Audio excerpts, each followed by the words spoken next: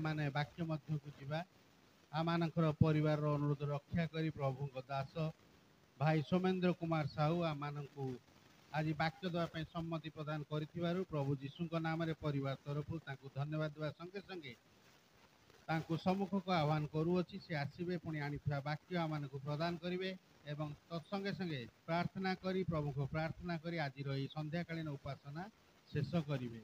प्रभु दास भाई सोमेन्द्र कुमार साहू।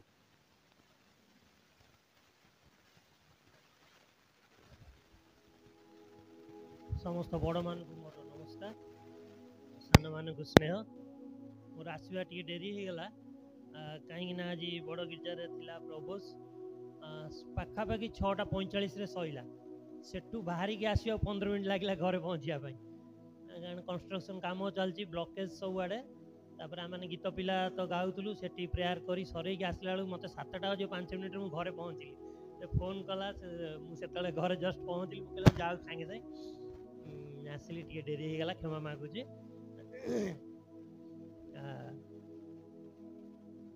मत कहीं थर थर सुजोग मिलूँ मुझे जानुनी बोधे बहुत स्नेह प्रेम अच्छी टाणी हो आसूची बड़ बड़ लोक मैंने बहुत आरी मध्य प्रचार करी जाइछंती प्रभु आशीर्वाद करछंती मुबा कौन अकिंचन धूली कहबी तथापि प्रभु आम सुजोग जेहेतु देइछंती आमे तांकर पई जहाँ भी जानीचु सेटा केवल आपण मन संगे शेयर करी पिला मानू किछि कथा कहबी।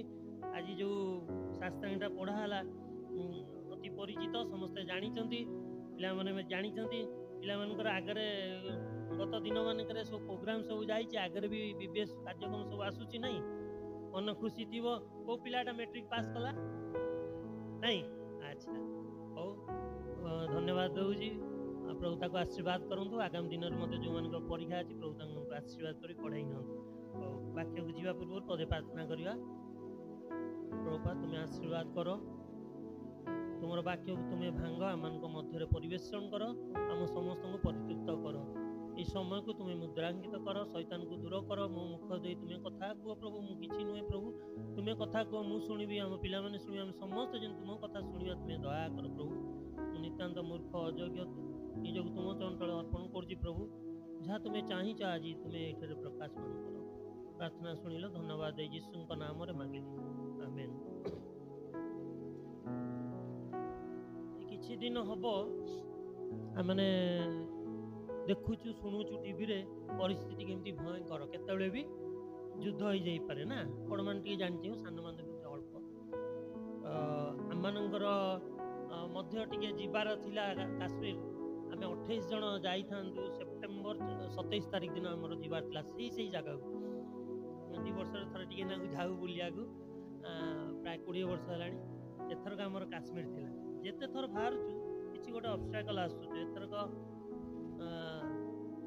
आम 27 तारिख जाई थांतु हठात किना एमता घटना घटला से जो जो जगह से सब जगह को आम जाई तो मन प्रश्न उठला मु आज से मीटिंगटा रखी जे करी बोली किंतु ए गिरजा पाई मु कैंसल कली पछे सेटा मीटिंग करी कैंसल करवा से जगह बोली मु भाबिली प्रभु हुए तो तुमे तुम पिला मानन को सतर्क करे दउछ कोठी असुविधा अछि हुए तो आमे भाबुछु भलो से जगह किंतु परिस्थिति नहीं तुमे आगुरु मु एही दिने दी दिन मिते टिकट करथांदी किंतु प्रभु हमन को बंचैले सुरक्षा देले सतर्कता जीवन दवा पे काटिया पे हमको कहले धन्यवाद दउची। आपण माने भी प्रार्थना करिवे परिस्थिति अति भयंकर केतबेले भी कोन घटी पारे अबिका जो परिस्थिति परिवेश मु आगु प्रभु सेवा गोटे जगार इवांजेल प्रिंटर्स काम करी 24 वर्ष तापर कोरोना पीरियड पर मु अलग जगार मानक काम करुच्ची विजातीय मान सांगे भिन्न परिवेश भिन्न लोक मान सांगे जो माने कि पूरा माने एमितिया हिंदू से कथबार्ता तार भीतर काम करवा माने गला बेले को से सब भजन लगी ये लगी समस्त अबिका आसला बेलू ये चली देखली बाउरी साइड नाना प्रकार गीत डिस्टर्बेन्स होता धीरे धीरे परिवेश ये कलुषित आम आम निश्वास प्रश्वास भी विभिन्न प्रकार से मंद शक्ति ପ୍ରକୃତିର ଜିନିଷ ଗୁରା ପଳେଇ ଆସୁଛି ଅନିଚ୍ଛା ସତ୍ତ୍ୱେ। ତାର ଭିତରେ କାମ କଲା ମୁଁ ପୁରା ଅନିଶ୍ୱାସୀ ହେଇଯାଉଛି। ବହୁତ କଷ୍ଟ। 24 ବର୍ଷ ପ୍ରଭୁଙ୍କ ଜାଗାରେ କାମ କରି ବାହାରେ କାମ କରିବା, ସେମାନଙ୍କ ସାଙ୍ଗରେ ସୁଯୋଗ ପାଇଲେ ମୁଁ ଆଜି ଟୋଟାଲ ମୁଁ ଦେଖିନି। ମୁଁ ସେ ଗୀତ ଗାଇ ସାରିଲା ପରେ ସେଠି ପାଳକ କରୁଛନ୍ତି, କ'ଣ କହିବି ପ୍ରଭୁ, କିଛି ଯାହା ମନକୁ ଆଉଛି କିଛି ଇଏ ହଉନି। ତାପରେ ମୁଁ କହିଲି ନାଇଁ ଏଇ ଯକ୍ଷ କାହାଣୀଟା ଟିକେ କହିବା, ଯାହା ପ୍ରଭୁ କହିବେ। ତ ଏଇଠି ଆମେ ଯୋଉ ପଢିଲୁ ସମସ୍ତେ ତ ଜାଣିଛନ୍ତି। ଯକ୍ଷ ଟିକେ କେମିତି ଥିଲା ଟିକେ କିଏ କହିବ? କହ। ବାଙ୍ଗର ମାନେ କ'ଣ ମୁଁ ଜାଣିନି। ମାନେ ଗୁଡ୍ ଜାଣିଛୁ ଆଉ ଗେଡା ଲୋକ ଥିଲେ। ଆମେ ଯେତେବେଳେ ସାନ ଥିଲୁ ତମ ପରି BBS ରେ ଆମକୁ ପଙ୍କଜ ଭାଇଗିରି ଆସିକି ମୋ ଭେଣେଇ ସେ ଶିଖେଇଥିଲେ। ଗେଡା ଲୋକ ଥିଲା ଯୀଶୁଙ୍କୁ ଦେଖିବା ପାଇଁ ଗଛ ଚଢିଲା, ଗୋଟେ ଗୀତ କରିଥିଲେ ନା। ତ ଏଇ ଯକ୍ଷ କଥା ଖାଲି ଗେଡା ଲୋକ ନଥିଲା। ତାପରେ ଆମେ ଦେଖିବା ଆଜିକାଲି ବାଇବଲ ଦେଖିବା, ଦେଖିବା ଦୁଇରେ ଦେଖିବା। ଦେଖ ଯକ୍ଷ ନାମରେ ଜଣେ ଲୋକ ଥିଲେ। ସେ ଜଣେ କ'ଣ ଆଗେ ଗେଡା ଲେଖା ହେଇଛି, ଆଗେ ପ୍ରଧାନ ଲେଖା ହେଇଛି। ଦେଖ ଆଗେ ପ୍ରଧାନ, କରଗ୍ରାହୀ ଓ ଧନୀ ଲୋକ। ତାପରେ ଯାଇ 3ରେ ଲେଖା ହେଇଛି ବାଙ୍ଗର। ସେଗୁରା ପଛ କଥା। ଆଗେ ସେ କ'ଣ ଥିଲା? ପ୍ରଧାନ କରଗ୍ରାହୀ। କରଗ୍ରାହୀ ମାନେ କ'ଣ ଜାଣିଛ? ପଇସା ଯିଏ ଆସିକି ଆଦାୟ କରନ୍ତି, ପଇସା ଚାନ୍ଦା ଯିଏ ନିଅନ୍ତି, ତାଙ୍କୁ କେହି ଭଲ ପାଆନ୍ତିନି। କର ନିଅନ୍ତି। କର ମାନେ ଟ୍ୟାକ୍ସ। ଦେଶର ରାଜା କହିଥିବେ ତୁ ଟ୍ୟାକ୍ସ କଲେକ୍ଟର, ସେ ସବୁଠୁ ବଡ଼, ଟ୍ୟାକ୍ସ ଦେବାକୁ ପଡ଼ିବ। ଆଉ ସମସ୍ତେ ସେଟା ଘୃଣା କରନ୍ତି। କାହିଁକି ନା ଯୋଉମାନେ ଆସନ୍ତି ସେ ବଳରେ ଛଳରେ ଆଦାୟ କରନ୍ତି ଲୋକମାନଙ୍କୁ ଜୁଲୁମ କରି। ତ 2 ଟଙ୍କା ଅଛି ତାକୁ କହିବେ 5 ଟଙ୍କା ଦିଅ। ବହୁତ ଠକାମିରେ ନାନା ପ୍ରକାର ଭାବରେ ଅତ୍ୟାଚାର କରି ପଇସା ନେଉଥିଲେ। ସେମାନଙ୍କ ଭିତରେ ଇଏ ପ୍ରଧାନ ଥିଲା, ସେମାନଙ୍କର ହେଡ୍ ଥିଲା। ସେ ଯୋଉ କର ଆଦାୟ କରୁଥିଲେ, ଯେତେ ଜଣ ଆଦାୟ କରୁଥିଲେ ତାଙ୍କ ଉପରେ ସେ ପ୍ରଧାନ ଥିଲା। ପ୍ରଧାନ ଆଉ ଲୋକମାନେ କେମିତି ଭଲ ପାଉଥିବେ ଭାବୁଥିବ। କାହିଁକି ନା ଚରିତ୍ରକୁ ନେଇକି ଲୋକମାନେ ଭଲ ପାଆନ୍ତି, ନାଇଁ କି? ଆଉ ଲୋକମାନଙ୍କର ବା ମଣିଷ ମାନଙ୍କର ଗୋଟେ ପ୍ରକୃତି କ'ଣ, ଦବା ପାଇଁ କେହି ରାଜି ନୁହନ୍ତି। କୌଣସି ଜିନିଷ ସବୁବେଳେ କୁହନ୍ତି କି ମତେ କିଏ ଦିଅନ୍ତା କି। ଏଇଟା ମଣିଷ ଭାବରେ ଆମର ଗୋଟେ ପ୍ରବୃତ୍ତି। ଦବା ପାଇଁ ଆମେ କେହି ରାଜି ନଥାଉ, ସବୁବେଳେ ପାଇବା ପାଇଁ। ଯଥା ଖାଇବାରେ, ଖୁଆଇବାରେ କେହି ରାଜି ହୁଅନ୍ତିନି, ପକେଟରୁ ଖର୍ଚ୍ଚ ହେଇଯିବ। ଚାନ୍ଦା ଦବାରେ ନାହିଁ, ମୋ ପକେଟରୁ କେମିତି ଆସିବ, ଏଇଟା ମଣିଷର ପ୍ରବୃତ୍ତି। ମତେ କିଏ ଡାକନ୍ତା କି ମୁଁ ତା ଘରକୁ ଯିବି ଭୋଜି ଖାଇବା ପାଇଁ, ହେଲା, ପଛେ ସେ ଏନଭଲପରେ ଅଳ୍ପ ଥାଉ, ଖାଇସାରିଲା ପରେ ଭଲ ହେଇଥିବ ଯଦି ଦେବି, ନହେଲେ ନାହିଁ ପକେଟରେ ପଶେଇ ଦେଉଛି। ଏତେ ଲୋକ ଭିତରେ କିଏ ମତେ ଦେଖୁଛି? ନାହିଁ ବାହାଘର ମାନେ ଆଜିକାଲି ସେ ସବୁ କଷ୍ଟ ହେଲାଣି। କେରଳ ମୁଁ ଯାଇଥିଲି, ତାମିଲନାଡୁ, ସିଆଡେ ତାଙ୍କର କ'ଣ ହଉଛି ଏଇ ସବୁ ପାଇଁ ପଶିଲା ବେଳକୁ ବାହାଘର ଫାହାଘର ଯୋଉଠି ହଉଥିବ ଅବିକା ସବୁ ରଖି ଦଉଛନ୍ତି। ନାହିଁ ତମେ ସ୍କାନ୍ କରିକି ଭିତରକୁ ଯିବ, ଆଗେ ପଇସା ଦବ ତାପରେ ଯିବ ଖାଇବା ପାଇଁ, ଅଛି ତାଙ୍କ ସିଷ୍ଟମ। ଏଇ ସବୁ ପାଇଁ ସବୁ କଲେ। ସେମାନେ ବି ମହା ଚାଲକ ହେଲେଣି। ତ କେହି ମାଗଣା ଦବା ପାଇଁ ରାଜି ନାହିଁ, ଆଗେ ନେବି ମୁଁ। ତ ଏଇଟା ମଣିଷର ପ୍ରବୃତ୍ତି। ତ ସେଇଭଳିଆ ଲୋକମାନଙ୍କୁ ସାଧାରଣତଃ ସମସ୍ତେ ଘୃଣା କରନ୍ତି। ଏଇଠି ଗୋଟେ ବ୍ୟତିକ୍ରମ କ'ଣ, ଏଇଭଳିଆ ଗୋଟେ ଘୃଣା ପାଉଥିବା ଲୋକ ବା ସମସ୍ତେ ଘୃଣା କରୁଥିବେ ଏଇଭଳିଆ ଗୋଟେ ପ୍ରଧାନ କରଗ୍ରାହୀ, ପୁଣି ତା ସାଙ୍ଗରେ ପ୍ରଧାନ କରଗ୍ରାହୀ ତ ତା ସାଙ୍ଗରେ କ'ଣ ଥିଲା? ସେ ଧନୀ ଲୋକ। ଦେଖ ଏକରେ ଧନୀ ଲୋକ। ଅବିକା ଯଦି ଆମେ ପଚାରିବା ବା ଆମେ ନିଜକୁ ଦେଖିବା, ଅନ୍ୟମାନେ ବଡ଼ ଲୋକମାନେ, ବଡ଼ ବଡ଼ ଲୋକ ଭାଇ, ତାଙ୍କୁ କ'ଣ କହିହବ? ସ୍ୱର୍ଗକୁ ନିଶୁଣ ନାହିଁ, ବଡ଼ ଲୋକକୁ ଉତ୍ତର ନାହିଁ, ସାଧାରଣ କଥା ଏଗୁରା ସବୁ। ବଡ଼ ଲୋକ ଯେତେ ଭୁଲ କଲେ ବି ହିନ୍ଦୁ ମାନେ ମୁଁ କାମ କରୁ, ତାଙ୍କର ସବୁ ଭଲ ଭଲ ଶ୍ଲୋକରେ କୁହନ୍ତି, ସବୁ କହୁନି ସେଗୁଡ଼ା, ହେଲା। ମାଙ୍କଡ଼ ମାଇଲେ, ଇଏ ସିଏ ମାଇଲେ, ସବୁ ଅଛି, ସେଇଟା ମୁଁ କହୁନି, ହେଲା। ସେଇଟା ସମସ୍ତେ ମାଫ କରିଦିଅନ୍ତି। ବଡ଼ ଲୋକ ତାକୁ କେହି କହିପାରିବ ଭାଇ, ଆମେ ଗରିବ ଲୋକ, ସମସ୍ତଙ୍କର ଡ୍ୟାସ୍ ଜାଣିଥିବ, ହଁ, ଗରିବ ମାଇବ। ତ ଏଇଭଳିଆ। ସିଏ ଥିଲା ଧନୀ। ଏକରେ ତ ଆଦାୟ କରୁଥିଲା, ଲୋକ ଗୁଣା କରୁଥିଲେ। ଦ୍ୱିତୀୟରେ ଧନୀ। ଧନ ଯାହା ପାଖରେ ଥାଏ ତା ପାଖରେ ମନ ନଥିବ, ଏଇଟା ଜାଣିଥିବ, ହେଲା। ଆଉ ଧନୀ ଲୋକମାନେ ଆରାମରେ ଯାଇକି ସ୍ୱର୍ଗରେ ପହଞ୍ଚିବେ ବୋଲି ଯୀଶୁ କହିଛନ୍ତି, ନାଇଁ କି? କହିଛନ୍ତି ନା? କେମିତି ଯିବେ? ବହୁତ କଷ୍ଟରେ। କିଏ ସୁବିଧାରେ ଯିବ? किए सुविधा जापर कहते उदाहरण देगी गोटे अखाड़ुआ उदाहरण देते कौन ओट पशि पार बेले बेले भावे बाबा एंता गोटे कौन सब लिखिज छुंचीर छिद्र दे ओट प्रवेश हम एटा संभव भाविल तार गोटे मीनिंग अच्छी यरूशलेम रे जे छुंची छिद्र ना सेटा छुंची छिद्र नुहे एटा तार बुझिबार आउछ आम पई भारतीय मान पई आम को छुंचीर छिद्र दे जोटा कि असंभव सेटा भी प्रभु संभव करिवे किंतु धनी लोक जाई परियोनी तार तो मोह माया रहितो एठी से जीव केन छाडू नथु लास्ट पर्यंत तो एई भलिया गोटे ता कैरेक्टर थिला जखियो को हमें विश्लेषण करूछु हला आउ ए दीटा परे आसुची कोन गेडा बेली थिला तीन लेके यीशु किए ता देखे से चेष्टा करूतला किंतु लोक मान को भिड़ सकासु देखि पारु नथला कारण से बांगा तृतीय थिला से कोन बांगरा थिला बा गेडा लोक तबे एते गोटे चित्र मनैलो आखि आगरे गोटे गेडुम लोक याडे धनी धन जीवन पिंधा पिनी करथियो सॉलिड जिंस एटा पैसा अछि आउ आदाय करथो माने से केन जोतो गेडुम बाबा चलथुए काबुली वाला माने आगरु सब आस्तले मु जे सानो ती देखथली हला ते हम मानस बोटरे चित्र आंक केमता से हेइतो ओ एमता हेइतो ना त एई भलिया गोटे लोक से पुनी कोन करछि यीशु को देखिया पई यीशु कथा सुनिछि यीशु देखिया पई चेष्टा करूथला कोन एइगरा तो तार देखिलो कैरेक्टर एइगरा तार रूप भेक काम एइगरा फिर भी ता कथा कई लिखा आइछि हम बाइबल ता जानतो ना एमितिया कथा सब लिखा आइछि बाबा साधारण मनुष्य भाବରେ ଆସିଥିଲେ ହେଲା ରହିବାକୁ ଜାଗା ନଥିଲା जन्म हेले रहिले जाइकी गुआल घरे तुम माने किए जन्म हम गुआल घरे मु जानि कि आमे कोठ हवा हला गोबर मानक संगे रहिले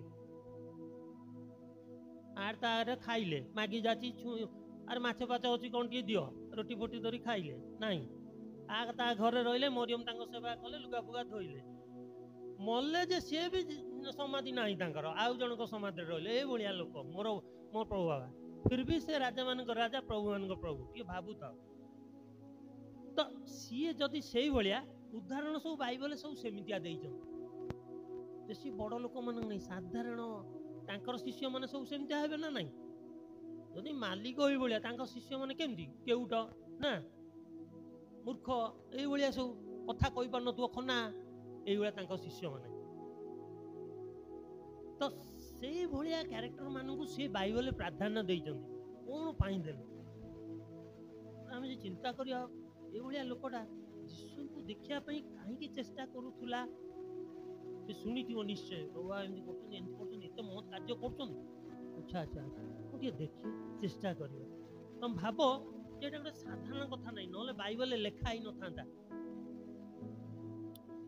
जो हम भाबुछु जे से देखिबा को सेठी गोटे देख जोहन 12:21 पढिलो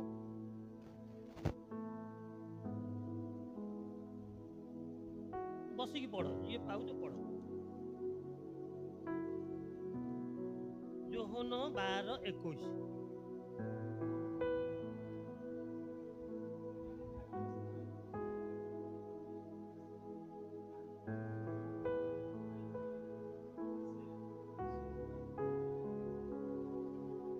इच्छा से गोटे लिखा इच्छा सेमती एठी गोटे लिखिया को चेष्टा जो वार्ड गुरा देखिबो ता अर्थ माने देखिया पे गोटे आग्रह किए किए रे बाबा एमितिया गोटे जुबा लोकटा 3.5 वर्ष रे पृथ्वीटा कोन उल्टा बाल्टा कर देलेन कोड आइले रे बाबा हम देखिबी बहुत सुनी देखिया केमती जदी कोइली आसीबो कि तेंदुलकर आसीबो कि आ रहिबो दौड़िए पूरा रास्ता को सब ना एबे दिने से आसीतिला गायक कोन मु आसी पाइलिनी माने कॉलेज छकरू पसी पाइलिनी हला लेडीज अधिक हला ताकू देखिया पई सुनिया पई थरे दर्शन पाइया पई हला सेही समय रे यीशु जो कार्य करथले तांको विषय रे देखिया पई तांको विषय रे सुनी चंदी ताकू देखिया पई पाखरु से लोकटा किए देखिया पई मन रे गोटो आग्रह गोटे इच्छा लिखाई सेठी इच्छा अन्वेषण करिया पई ता पूर्व गोटे लिखाई ना वर्ड अन्वेषण देखियो अन्वेषण माने कोन खोजिबा लोड़ीबा आसी क्यों खोजिबा एई भलिया भाव नै कि से चेष्टा करथले इच्छा थिबो किंतु चेष्टा नथिबो होबो नै रे बाबा रे कहूची ता विषयटे बुझ मोर इच्छा होची ना भल नंबर रखी पास करंती अरे इच्छा कले कोन होबो ता पई चेष्टा करिया को होबो चेष्टा पछर तोर परिश्रम रहिया पड़िबो तेबे जाई तू फर्स्ट क्लास पाइबो आज गिरजार कहला 99% जने रखी एचएससी रे मो झियो को आगु कहिदिल मो झियो 93% रखला आईसीएससी जेतल पढुतला ता फिजिक्स थिला परीक्षा से पड़ी गला तार टेल बोन भांगला ताको मो राउंड शेप रो तकिया रे नहीं बसै की आईसीएससी को लेखी की चिट्ठी जो कहउतलिया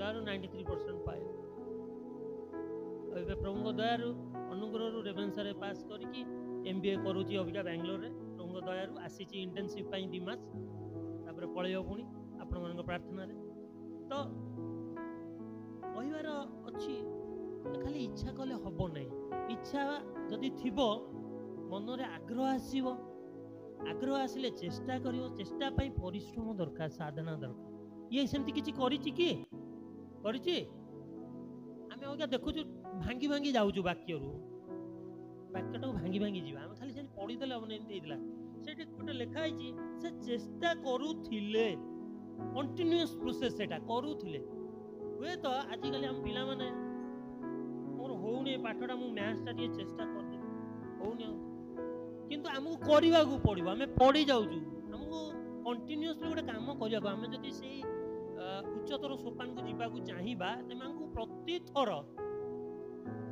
भूल हेले भी थर थर चेष्टा करिवा को पड़ियो जेमिति कि ये बांगर थिले गेडा लोकटा आसियो ता कहिबेटी चढ़ियो से केन चढ़ियो भाई पिला माने केन चढ़ियो गोडो केन केन करि करि जानछो नडिया गछ ता कुआव चढ़ गोटे गेडुमटा कुआ छोट पिला केन चढ़ियो अवस्था तुम भाव टिके चिंता कर मानस छोट केन जाउ तो पुनी खजौ तो जाउ तो कद ताकुल तुकुल हेइतिबो हला एटु मई नडिया गछर कुआब चढ़िया चढ़ी पारिबो केते तोर से पड़ी जाउ पुनी चढ़तो पुनी पड़ी जाउ पुनी चढ़तो चेष्टा करूतला देखियो से चेष्टा करूतला कंटीन्यूअस आमे भी सेमिते पिला मन कहूची पिला माने तबे पाठ पढुचो पाठर होउनी भूल हे जाउची थर चेष्टा करो कले भलो नंबर पाइबो बड़ मानु कहूची जो मन जीवन न अछ चाहूँ भल हवा किंतु खराब हो मु भी प्रति मुहूर्त से जोटा करी चाहूँ सेटा ही कर दूची आ सेटार प्रधान कारण आमको गोटे दिखाई पकेट रे पृथ्वी को रखिकी जाऊँ आम धरिकी जोटा सी हूँ तार प्रधान अस्त्र ना कि आजिकल जदि खाइबा को न दि जाए चली जीव किंतु सेही अस्त्रटा आमको दरकार एटा ना सब नहले दंडे रही समस्ते तार बसवर्ती एमिति हाइगलानी आमे तार कर्तृत्वर अधीन रही गलु एमता आमे चाहू हे पानु कि हम करिया पड़ियो 7 थर पड़िले भी हम करिया पड़ियो पिला माने चेष्टा करिया आमे सेठु सिखुछु सी बांगरा थाई कि भी थर पड़ी जाउतबो गोटे गछ ऊपर चढ़ियो तो भाबिलो तार गोटे आत्मसम्मान कि गोटे टैक्स कलेक्टर मु टैक्स काटी दे कलेक्टर गोटे एडा गोटे धनी लोक तो आसी कि गोटे लोक को देखिया से कहयो नै पका सेठी मु ऊपर चढ़ी न कहि लोक माने भिड़ होइतिबे ताको लज्जा शरम लागु न तो सेतरे चढ़ी चढ़ भाबिलो जाउची केतर पड़ी जाउ लोक देखरे पड़ी गलानी गोड़ भांगी जोरे केमति कहउथिबे भाव सेही गुरा को से सहयोग करी तथापि तापर चढ़ुची भाव निजे अपमान पाइले भी तुमको लोक कहले भी आमे चेष्टारू विरत हबानी प्रभु हमको एटा सिखौछन मन हुए तो आमे हमरो जति प्रभु हमको टैलेंट दैछन तमन तो बहुत टैलेंट दैछन तम बयसर मध्य सेति टैलेंट ता माजी कोडता हला तो जहाँ भी जोटा को टैलेंट दैछ हम करू हां लोक कहबे साइ बहुत धार्मिक हो गेला चलला बाइबल धरि कि बहुत गीत गाउची बहुत लिखुची बहुत ड्रामा करची या करची से कहबे से मन काम होला कहबे केही आसी कांदरे हाथ में पकई कहन बाबू रे कैरी ऑन गो अहेड एति कि तुम केबे भी सुनिबोनी मरी जाओ पछे सुनिबोनी ओडिसा रा होची सबले ଗୋଡ଼ ଟାଣିବ। ଓଡ଼ିଶା କ'ଣ ମଣିଷର କର୍ତ୍ତବ୍ୟ? ସେ ସାଙ୍ଗେ ସାଙ୍ଗେ ଯିଏ ଟିକେ ପଢ଼ିଲା ତ କେହି ତ ପାରେନି କାହାକୁ ସହି, କେହି ତ ଦେଖିପାରେନି କାହାରି ଉନ୍ନତି। କିଏ ଟିକେ ବଢ଼ୁଛି, କାହା ଟିକେ ନା ଫାଇନାନ୍ସିଆଲ ଏଷ୍ଟାବ୍ଲିଶ୍ କଲା କି ଭଲ ଚାକିରି ପାଇଲା, ଲୋକ ସହିପାରିବେନି, ତାଙ୍କ ଦେହର ଜୀବନ। କିଏ ଭଲ ଖାଇଦେଲା, ଏଇଟା ପଇସା ଲାଗିଛନ୍ତି, ସେଟା ମାଂସ କାରି ଖାଉଛନ୍ତି, କଥା ବିଭିନ୍ନ ପ୍ରକାର ହବ। ସେଇଭଳିଆ ବି ଆମମାନଙ୍କର ଜୀବନରେ ଆସିବ, ଅପମାନ ଆସିବ, ନିନ୍ଦା ଆସିବ, ଥରକୁ ଥର ତାଚ୍ଛଲ୍ୟ ଆସିବ, ଲୋକ କହିବେ, କିନ୍ତୁ ଆମେ ଚେଷ୍ଟାରୁ ବିରତ ହବାନି। ଯଦି ପ୍ରଭୁଙ୍କ ପାଖକୁ ଯିବାକୁ ଚାହୁଁଛୁ, ଆମମାନଙ୍କର ଆଗ୍ରହ ଅଛି ଯେ ମୁଁ ପ୍ରଭୁଙ୍କୁ ଦେଖି, ପ୍ରଭୁ ତମେ ଟିକେ ଆସ, ମୁଁ ତମ ପାଖକୁ ଯିବି। ଦେଖ ପ୍ରଭୁ ତାଙ୍କ ପାଖକୁ ଆସିନାହାନ୍ତି, ମୁଁ କହି କହି ଯାଉଛି, ଆ ଭିତରେ ତମେ ଯାହା ଧରିବା କଥା ଧରିନିଅ। ସେ ଦେଖିବାକୁ ଚେଷ୍ଟା କରି ତାଙ୍କ ପାଖକୁ ଯାଉଛି। ଯୀଶୁ ବାବା ଆସିନାହାନ୍ତି, ସେଇ ବାଟ ଦେଇ ଆସିବାର ଅଛି। ଯେ ଆମେ ଚାହିଁବା ମୁଁ ଟିକେ ପ୍ରଭୁଙ୍କ ପାଖକୁ ଯିବି। ପ୍ରଭୁଙ୍କ ପାଖକୁ ଯିବାକୁ ହେଲେ ବହୁତ ଅବଷ୍ଟାକଲ ଆସିବ। ଅବଷ୍ଟାକଲ ମାନେ ଯଥା ସକାଳ ପାଇଲେ ତମେ ପ୍ରାର୍ଥନା କରିବ, କ'ଣ କରୁଥିବ, ସେତେବେଳେ ତମ ଫୋନ୍ ରିଙ୍ଗଟା ହେଉଥିବ, ଯେମିତି ହେଲେ ଡିଷ୍ଟର୍ବ ହେବ। ଟିକେ ପୁଣି ବାଇବଲ ପଢ଼ୁଥିବ, କଲିଂ ବେଲ୍ କିଏ ମାଇଲାଣି, ଟିକେ ଅଧାରୁ ପୁଣି ଉଠିକି ଯାଅ।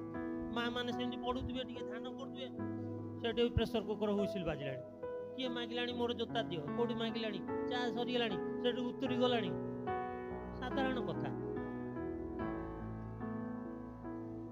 ତାଙ୍କ ଇଚ୍ଛା ଅଛି ଟିକେ ପ୍ରଭୁ ସାଙ୍ଗେ ଟିକେ ସକାଳୁ ବସି ଆଳାପ କରିବା ପାଇଁ, ଏଇଗୁଡ଼ା ଜାଗତିକ ବିଷୟ ତାଙ୍କୁ ଅବଷ୍ଟାକଲ ଦେଖାଇବ। ଏ ଟାଣୁଥିବ, ସେ ଟାଣୁଥିବ। ଟିକେ ଆସିବାକୁ ଇଚ୍ଛା ଥିବ, ରାସ୍ତାରେ ତମ ଗାଡ଼ି ପଙ୍କଚର ହେଇଯିବ, ଧୁମାଳ ଆସିବ। ଆସିବ ରେ ବାବା, ଆସିବ ଆସିବ, କିନ୍ତୁ ଆମକୁ ଚେଷ୍ଟା କରିବାକୁ ପଡ଼ିବ। ଯେ ଆଗ୍ରହ ଥିବ, ଇଚ୍ଛା ଥିବ, ଚେଷ୍ଟା କରିବା, ଆମେ ଟଚ୍ କରିପାରିବା ଆମର ଗୋଲକୁ। ଆମେ ନିଶ୍ଚୟ ଆମର ସେଇ ନିରୂପିତ ସ୍ଥଳରେ ପହଞ୍ଚି ପାରିବା, ଆମ ଲକ୍ଷ୍ୟ ହାସଲ କରିବା ପାଇଁ। ଲକ୍ଷ୍ୟ ହାସଲ ଏତେ ସହଜ ନୁହେଁ। ମୁଁ କହୁଛି କାହିଁ ପିଲାମାନଙ୍କୁ, ଏଇଟା ସବୁ କ୍ଷେତ୍ରରେ ଆମର ପ୍ରଯୁଜ୍ୟ। ଆମ ଜାଗତିକ ଜୀବନରେ, ପାଠପଢ଼ା ଜୀବନରେ, ଶାରୀରିକ ଜୀବନରେ, ଆତ୍ମିକ ଜୀବନରେ, ପାରିବାରିକ ଜୀବନରେ, ମାଣ୍ଡଳିକ ଜୀବନରେ, ଏଇ ଯେଉଁ ପରିବାର ରହିଛ ତାରି ଭିତରେ ବହୁତ କଷ୍ଟ କରିବା, କିନ୍ତୁ ଅସମ୍ଭବ ନୁହେଁ। ଯଦି ଗୋଟେ ବାଙ୍ଗର ଲୋକ ଏତେ ଧନୀଶାଳୀ ଥାଇକି, ପଇସା ଥାଇକି, ସିଏ ଚେଷ୍ଟା କରି କରି କରି କରି 5 ଥର ପଡ଼ି ଯାଇକି ବି ଚଢ଼ି ଚଢ଼ି ଚେଷ୍ଟା କରି ଚଢ଼ୁଛି, ତେବେ ଆମେ କାହିଁ ନ ପାରିବା? ଆମର କମ୍ଫର୍ଟେବୁଲ୍ ମାନେ ଆମ କମ୍ଫର୍ଟ ଜୋନ୍ରୁ ଟିକେ ବାହାରିବାକୁ ପଡ଼ିବ, କିଛିଟା କଷ୍ଟ ସ୍ୱୀକାର କରିବାକୁ ପଡ଼ିବ, ତେବେ ଯାଇ ଆମେ ସେଇ ଶେଷରେ ପହଞ୍ଚି ପାରିବା। ଏଇଠି ଆମେ ଦେଖୁଛୁ କଣ୍ଟିନ୍ୟୁଅସ୍ ପ୍ରୋସେସ୍। ସେ ଦେଖିବାକୁ ଚେଷ୍ଟା କରୁଥିଲେ, କିନ୍ତୁ ତାପରେ ଲଗେଇ ଦେଇଛନ୍ତି ଗୋଟେ କମା ଦେଇ କିନ୍ତୁ। ସବୁଠୁ କିନ୍ତୁ ଅଛି ଜୀବନରେ, କିନ୍ତୁ ନଥିଲେ ହବ ନାହିଁ। ତମ 0 ଆୱାରରେ ତମେ ସବୁ ପଚାରିବ, ଆରେ ମୋ ଜୀବନରେ କିନ୍ତୁ ଗୁରା କ'ଣ? ମୁଁ ଯେହେତୁ ଗୋଟେ ରାଇଟର, ମୋର ସବୁ ଏମିତିଆ ଲେଖା, ଜୀବନର କିନ୍ତୁ, ପୂର୍ଣ୍ଣେଚ୍ଛର ଡଟ୍, ମୁଁ ତାପରେ ଦୁନିଆ କବିତା ଲେଖି। ଖଣ୍ଡ ବାକ୍ୟ, ସେମିକଲନ, ତା ମାନେ କ'ଣ ଜାଣିଛ ତ ସବୁ? ଗୋଟେ ପ୍ରୋସେସ୍ ଯାଉଥିବ, ହଠାତ୍ ବ୍ରେକ୍ ହବା ବା ଅଧାରୁ ରହିଯିବା, ଖଣ୍ଡ ୱାର୍ଡରେ ପଡ଼ିବ ସେମିକଲନ ବା କମା, କିନ୍ତୁ, ଅଥଚ, ବରଂ, ଏଇରା ବ୍ରେକ୍ ମାରିଦିଏ। ସେଇ ଯୋଉ ବ୍ରେକ୍ଟା ମାରିବ, ବାବା ଟିକେ ରହିଯିବୁ, ଝିଅ ଆସିବାର ଥିଲା, ତାର ଫ୍ଲାଇଟ୍ ଥିଲା ସକାଳ 9ଟାରୁ, ଆସିକି 12ଟାରେ ପହଞ୍ଚିବା କଥା। ମୁଁ ଦେଖିଛି ପହଞ୍ଚି 12ଟା ଦେଖିଲି ପହଞ୍ଚିଯିବା କଥା, ଆସୁନି କାହିଁ। ମୁଁ ଗୁଗୁଲରେ ଦେଖୁଛି, ହଁ ପହଞ୍ଚି ଗଲାଣି ଦେଖାଉଛି, ଭୁବନେଶ୍ୱର ଟଚ୍ କଲାଣି, କାହିଁ ଆସୁନି। 15 ମିନିଟ୍ ଗଲାଣି, ମୋ ମନ ଖାଲି ଠନକା ପଶିଲାଣି। ଛୁଆ ଏକଲା ଆସୁଛି, କ'ଣ କରିବି? ସେଠୁ 15 ମିନିଟ୍ ପରେ ସେଠି ସେ ଦେଖାଉଛି ବୋର୍ଡରେ ଯେ ଆସିଗଲାଣି, କିନ୍ତୁ ଦେଖାଉନି ଯେ ବାହାରିକି ଆସିବାର। କ'ଣ ହେଇଛି କ'ଣ ହେଇଛି? 15 ମିନିଟ୍ ପରେ ବାହାରିକି ଆଇଲା ଛୁଆ, ତା ଲଗେଜ୍ ଧରି। ମୁଁ ତାକୁ କୁଣ୍ଡେଇଲେ, ମୁଁ କହିଲି କ'ଣ ହେଲା? ତା ମୁଣ୍ଡ ପୁରା ବୁଲେଇ ଦେଇଛି, ବାନ୍ତି ଗଲା ଆগে। କ'ଣ ହେଲା ତମେ ତ ପହଞ୍ଚିବ? ବାବା ଆମେ ପହଞ୍ଚି ଗଲୁଣୁ, ଆମକୁ ଡିକ୍ଲାର ହେଇଗଲା ଯେ ଭୁବନେଶ୍ୱର ଟଚ୍ କରିଗଲଣି, କିନ୍ତୁ ଏୟାର ଏମିତି କଲା ସେଇ ସମୟରେ ଝଡ଼ ତୋଫାନ ପରିକା ହେଲା, ପୁରା ଆସିକି ଲ୍ୟାଣ୍ଡିଂ କରି ପୁଣି ଉଠେଇଦେଲା। এই যে উঠেলা ସେମାନେ ବେଲ୍ଟ କାଢି ଦେଇଛନ୍ତି ସେଇ ସମୟରେ ଲ୍ୟାଣ୍ଡିଂ କରିବ ବୋଲି, ପୁଣି ଉଠେଇଦେଲା, ଏତେ ସ୍ପିଡରେ ଉଠେଇକି ପୁରା ଘୁରେଇଲା, ସେଠି ଘୁରେଇ ଗୋଟେ 15 ମିନିଟ୍ ପରେ ପୁଣି ଲ୍ୟାଣ୍ଡିଂ କଲା ଅଲ୍ ଅଫ୍ ସଡନ୍, ଯୋଉଟାକି ସେମାନେ ଆଶା କରୁନଥିଲେ। କିନ୍ତୁ ଯାହା ପ୍ରଭୁଙ୍କ ଦୟାରୁ ନିରାପଦ ଭାବରେ ପହଞ୍ଚିଲେ। ସେ କଥାଟା ହଠାତ୍ ମନେ ପଡ଼ିଗଲା। ଏ ଯେଉଁ ବ୍ରେକ୍ଟା ହଠାତ୍ ବ୍ରେକ୍ ମାରିଲା ବି କ'ଣ କଲା, ଆମକୁ ହଲେଇ ଦିଏ, ଝଟକା ଗୋଟେ ଦିଏ। ସେଇ କିନ୍ତୁଟା କ'ଣ ଆକୁ ଦେଇଥିଲା, ଇଏ ସବୁବେଳେ ଚେଷ୍ଟା କରୁଥିଲା କେମିତି କରିବି, କ'ଣ କରିବି, ମୁଁ ଟିକେ ଯୀଶୁଙ୍କୁ ଦେଖିବି, କିନ୍ତୁ ଲୋକମାନଙ୍କ ଭିଡ଼ ସକାଶୁ ଦେଖିପାରୁନଥିଲା। ଲୋକମାନଙ୍କ ଭିଡ଼, ସବୁଠି ତ ଭିଡ଼। ମାଂସ ଦୋକାନ ଯାଅ ଭିଡ଼, ମଦ ଦୋକାନ ଯାଅ ଭିଡ଼, ଯୋଉଠି ମତ ସେଇଠି ସବୁ ହେଲା ନା। ମୋରେ ମଣିଷ, ମୋରେ ମଦ, ମୋରେ ମାଂସ।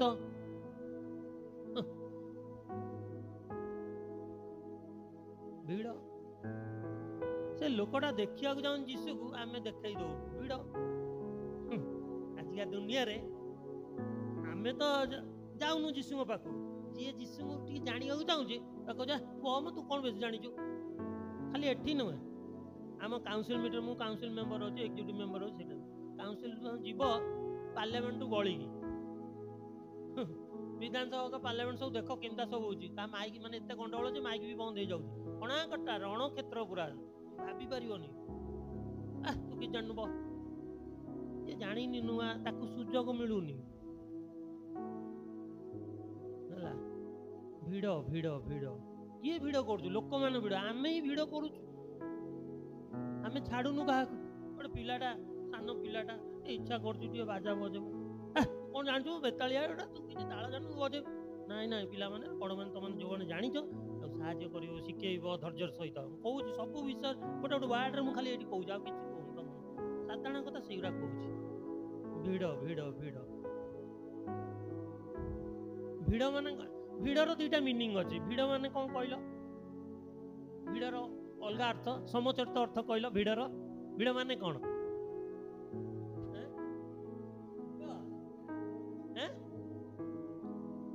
ଭିଡ଼ର ଗହଳି, ଗହଳି ଗହଳି। ଆଉ ଗୋଟେ ଭିଡ଼ ମାନେ ସେଇ ଭିଡ଼, ଏକା ସ୍ପେଲିଂ କ'ଣ? ଆରେ ଭିଡ଼, ଯୋଉଟା କହନ୍ତି ଭିଡ଼, ଟାଣ। ବାଜାରେ ମୁଁ ଯେତେବେଳେ ତବଲା ବଜାଏ, ଭିଡ଼ା ଯାଏ, ଟାଙ୍ଗ ବି ଯାଏ, ଏଗୁଡ଼ା ସବୁ ଭିଡ଼, ଟାଣିକି ଧର। ଦିଟା ମିନିଂ ଦେଖ, ଆମେ ସେଇ ଦିଟା ଯାକ ହିଁ କରୁଛୁ। ତମେ ଭାବିବ ଆମେ ସେଇ ଦିଟା ଯାକ କାର୍ଯ୍ୟ ଆମର ସେଇ ସମାନ ହେଲା। ଭିଡ଼ିକି ଦଉଛୁ, ଭିଡ଼ ବି କରୁଛୁ, ନା ନାଇଁ? ତମେ ଭାବିବ ସତରେ ଆମେ କାହାକୁ ପ୍ରଭୁଙ୍କ ପାଖକୁ ଆଣୁଛୁ ଆଜିକାଲି? କାହାକୁ ଟିକେ ସୁଯୋଗ ଦଉଛୁ? ଯାହା ଟିକେ ମାଇକ ପାଖରେ କହ, ତୁ ଟିକେ ସାକ୍ଷ୍ୟ ଦେ ନା, ଆଗେ ଖାଲି ଆମେ ପ୍ରଧାନ ଆସନରେ ବସି ଯାଉଛୁ। ଦେଖିବ ଆଜ୍ଞା ସବୁ କହିବା ବାହୁଲ୍ୟ। ବହୁତ ଜାଗାରେ ଏବେ କମ୍ପିଟିସନ ସବୁ ଯାଇଥିଲି, ଆଉ ଭଲ ଲାଗୁନି ସେ କମ୍ପିଟିସନ ସବୁ ହେଲା। ଆଉ ସେ ନାହିଁ, ମାନେ ଆମେ 55 ବର୍ଷ ମତେ ହେଲାଣି, ଆମେ ଯେଉଁମାନଙ୍କଠୁ ଶିଖି ଶିଖି ଆସିଲୁ ଯାହା ଅପେକ୍ଷା ବହୁତ ବ୍ୟତିକ୍ରମ ଦେଖିବାକୁ ମିଳୁଛି। ଯେଉଁ କୁହନ୍ତି କଥାରେ କାଲିକା ଛୁଆ, ସେଇ ଜିନିଷ ନାହିଁ ଆଉ। ଯେ ପ୍ରତିଦିନ ଶିଖିବାର ଗୋଟେ ବିଷୟ ଅଛି, ମରିବା ତକ ଶିଖିବାର ଅଛି, ବା ବଡ଼ ସାନକୁ ଖାତିରଦାରୀ କରିବାର ଅଛି, ଏଇସବୁ ଗଲାଣି ଦୂରକୁ। ଭିଡ଼, ବୁଢ଼ା ହେଇଗଲାଣି, ତାକୁ ଛାଡ଼। ଆମେ ଭିଡ଼ରେ ଏଇଆ କହୁଛୁ, ବୁଢ଼ା ଛାଡ଼, ବୟସ ହେଇଗଲାଣି, ସେ ଓଲ୍ଡ ମଡେଲ। ନ୍ୟୁ ଜେନେରେସନ ଆମକୁ ଦରକାର। ହଟା ହଟା ହଟା ହଟା।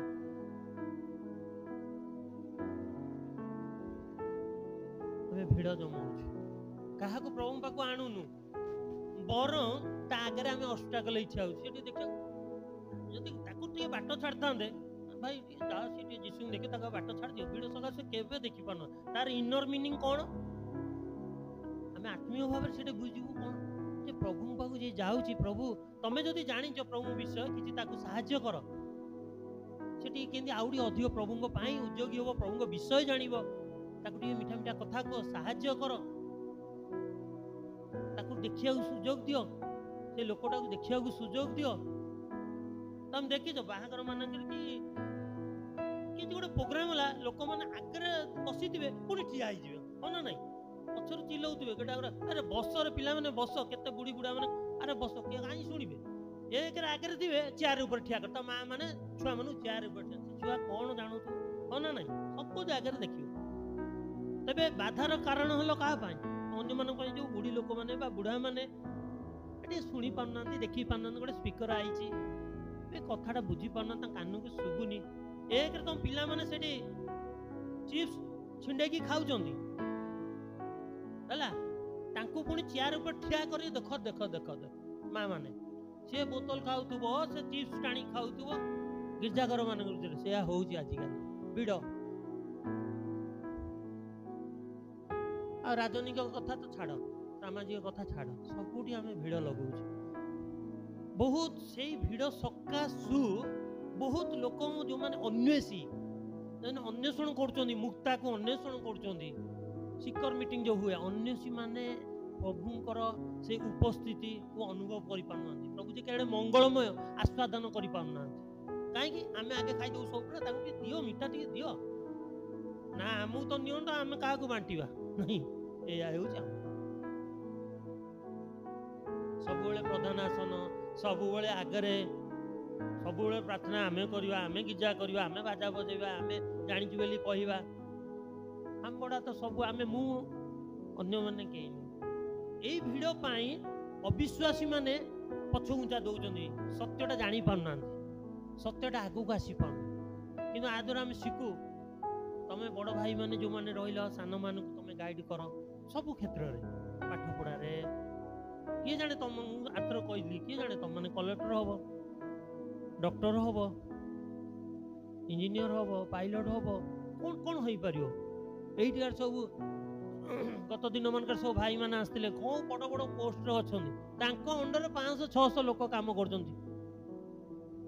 गवर्नमेंट काम कर बंधुक धरिक आसुले 4 जन रात गला देख देखल आद्य केते गेड़ा लोक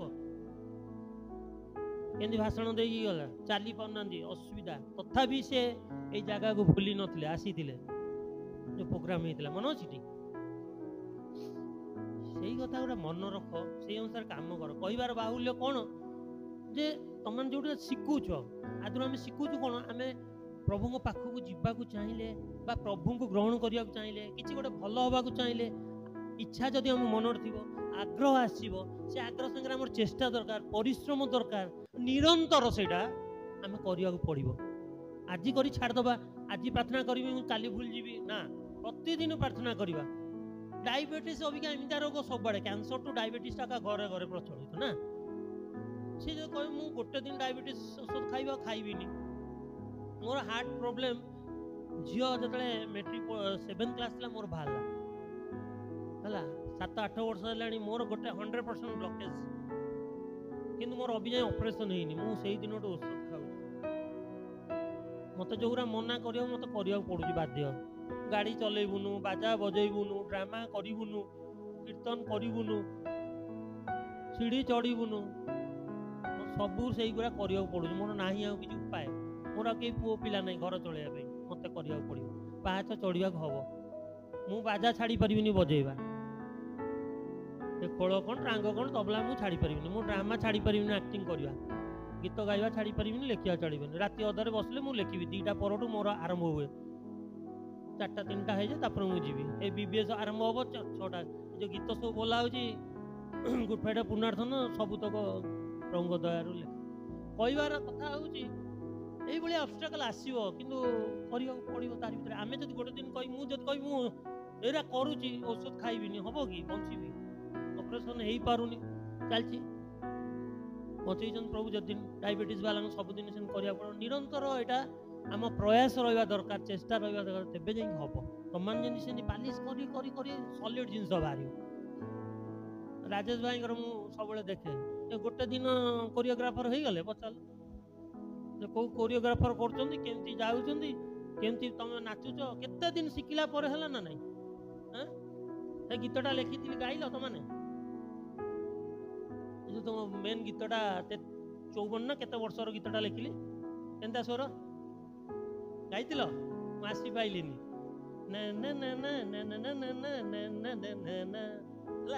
लिखी गाइल से केते वर्षर लेखा 53 वर्ष बोध है ना कौन 53 वर्षटा केमी 5-3 मत 55 है गोटे दिन यहाँ होगा बापा मानू पचार डाडी मानू पचार ता पचार केते परिश्रम केते पत्थर केते राति पांपड़ बेला होइतिबो कोन होइतिबो तापरे आसी तो माने बसिछ एठी प्रतिदिन अभ्यास ରାଜେଶ ପଳେଇ ଯାଉଛି ବସ୍ରେ, ପୁଣି ପଳେଇ ଯାଉଛି, ଫଟୋ ଉଠେଇ ଦେଉଛି, ହେଇଯାଉଛି। ଶିଖିବାକୁ ପଡ଼ିବ, ନହେଲେ ହେବ ନାହିଁ। ସବୁ ବିଷୟରେ ସିଏ ଏତେ ବଢ଼ିଆ ଗୀତ ଗାଇ ଦେଉଛନ୍ତି, କ'ଣ ଗୋଟେ ଦିନ ହେଇଗଲା? ସବୁର ଅଭ୍ୟାସ ଦରକାର। ତ ଏମିତି କରି କରି କରି କରି ସିଏ ଦେଖିବାକୁ ଚାହୁଁଥିଲା, କିନ୍ତୁ ଲୋକମାନେ ଭିଡ଼ ଜମାଉଥିଲେ, ଛାଡ଼ୁନଥିଲେ, ସେ ଦେଖିପାରୁନଥିଲେ। ଏଇଭଳିଆ ଅବସ୍ଥାରେ ସେ ଚଢ଼ିଗଲେ କୋଉ ଗଛ ଉପରେ? ଡିମିରି ଗଛ। କିଏ ଦେଖିଛ? ଦେଖିଛ? ଦେଖିଛ? ଡିମିରି ଗଛ କଥା ଦିଟା ଲେଖା ହେଇଥିଲା ଆମ ବାଇବଲ। ଆଉ ଗୋଟେ ଲେଖା ହେଇଛି, ପ୍ରଭୁ ତାକୁ ଥରେ ଅଭିଶାପ ଦେଇଥିଲେ ନା, ସେଇ ଗଛ ଏଇଟା ନୁହେଁ, କିନ୍ତୁ ଡିମିରି ଗଛ କଥା କୁହାଯାଇଥିଲା। ଆମେ ଯେ ତାକୁ ମୁଁ ଟିକେ ବସି ଭାବୁଥିଲି, ଲେଖକ ଲୋକମାନେ ଟିକେ ଭାବି ଦିଅନ୍ତି ବେଶୀ ତ ଭାବୁଥିଲି, ପ୍ରଭୁ ଓହୋ ତମ ଅଭିଶାପ ଦେଇଥିଲା, ଗୋଟେ ଅଭିଶପ୍ତ ଗଛ ଉପରେ ଗୋଟେ ପ୍ରଧାନ ପାପୀ ଚଢୁଛି ନାଇଁ? ତମେ ବୁଝ, ଏଇଠି ଗୁଡ୍ ଫ୍ରାଇଡେ ଯାଇଛି। ଅଭିଶପ୍ତ କିଏ ହେଇଥିଲେ? ଯୀଶୁ ବାବା ପାପ ବହନ କରି ଚଢା ହେଇଥିଲା କୋଉଠି? ତମେ ଯେ ବୁଝିବ କେତେ ପ୍ରଭୁ ଆଦରେ ରତ୍ନ ରଖିଛନ୍ତି। ଗୋଟେ ଅଭିଶାପ ପାଇଥିବା ବା ଅଭିଶପ୍ତ ଗଛ ଉପରେ ଗୋଟେ ପାପୀ ଚଢୁଛି, ଦେଖିବା ପାଇଁ ସତ୍ୟ ଖୋଜୁଛି, ଚେଷ୍ଟା କରୁଛି, ଆଉ ତା ପାଖକୁ ଯୀଶୁ ବାବା ଆସୁଛନ୍ତି ନା ନାଇଁ? ଲେଖା ହେଇଛି ଦେଖ, ଯେ ଯିବାର ଥିଲା, ଯୀଶୁ ସେ ସ୍ଥାନକୁ ଆସିଲେ, ଉପରକୁ ଚାହିଁ ତାଙ୍କୁ କହିଲେ, ଯକ୍ଷ ଶୀଘ୍ର ଓହ୍ଲେଇ ଆସ। ମୁଁ ଗୋଟେ ଗୋଟେ ପଦରେ ଯାଉ, ଶୀଘ୍ର ଓହ୍ଲେଇ ଆସ, କାରଣ ଆଜି ମତେ ଅବଶ୍ୟ ତୁମ ଘରେ ରହିବାକୁ ହେବ। ଆମେ ଯଦି ପ୍ରଭୁଙ୍କ ପାଇଁ ଗୋଟେ ପାଦ ଆଗେଇବା ନା, ପ୍ରଭୁ ନିଶ୍ଚୟ ଆଉ ଗୋଟେ ପାଦ ପକେଇବେ, ହଁ ନା ନାଇଁ? ସେ ଖାଲି ଦେଖନ୍ତି, ବାବାରେ ତୁ କେତେ ପରିଶ୍ରମ କରୁଛୁ, କର, ବ୍ଲେସିଂ ଟା ମୁଁ ରଖିଛି ତୋ ପାଇଁ, ତୁ ଖାଲି ଚେଷ୍ଟା କରି ବଢ ନା, ମୁଁ ଅଛି, मैं हूं ना तुम्हारा साथ। ଏଇ ଏଠିକାର ଜଗତର କ'ଣ କହିଲ ନେତା ମାନେ, ତମେ ଚାଲ ମୁଁ ତମ ପଛରେ ଅଛି, ସିଏ ନାହିଁ, ସିଏ ଆମ ସହିତରେ ଚାଲନ୍ତି, ଆଗେ ଯାଇ ପହଞ୍ଚିବା ଲୋକ ସେ ସବୁବେଳେ ସହିତ ପରମେଶ୍ୱର, ହଁ ନା? ପଛରେ ରହିବା ପରମେଶ୍ୱର ନୁହନ୍ତି। ସେ କେବେ ନିଦ୍ରା ଯାଆନ୍ତିନି କି? ଆଉ ଗୋଟେ କ'ଣ ଲେଖା ହେଇଛି ୱାର୍ଡ, ନିଦ୍ରା ଯାଆନ୍ତି, ଘୁମାନ୍ତି ନାହିଁ, ଢୁଳାନ୍ତି ନାହିଁ, ଏଇଭଳିଆ ସବୁ ୱାର୍ଡ ଗୁରା। ତା ମାନେ ନିଦ୍ରା ମାନେ ବୁଝୁଥିବ, ଘୁମେଇବା ମାନେ କ'ଣ? ଘୁମା ରୋଗ କାହାକୁ ଧରେ? କୁକୁଡ଼ା ମାନଙ୍କୁ, ନାଇଁ? ମତ ସେମିତିଆ ୱାର୍ଡ ସବୁ ଦେଇଛନ୍ତି। ସେମିତିଆ ମୋର ପ୍ରଭୁ, ଆଉ ଏ ଘୁମେଇବେନି, ଆଉ ଭାଇଠାରୁ ଅଧିକ ନିକଟରେ ଥାନ୍ତି, ନାଇଁ? ଏଇଭଳିଆ ପରମେଶ୍ୱର। ସିଏ ଆସିଲେ, ଦେଖିଲେ, ଆରେ ଗୋଟେ ଲୋକଟା ମତେ ଦେଖିବା ପାଇଁ ମତେ ଖୋଜୁଛି, ଲୋଡୁଛି, ମତେ ଖୋଜି ଖୋଜି ଯୀଶୁ ଆସିଲେ।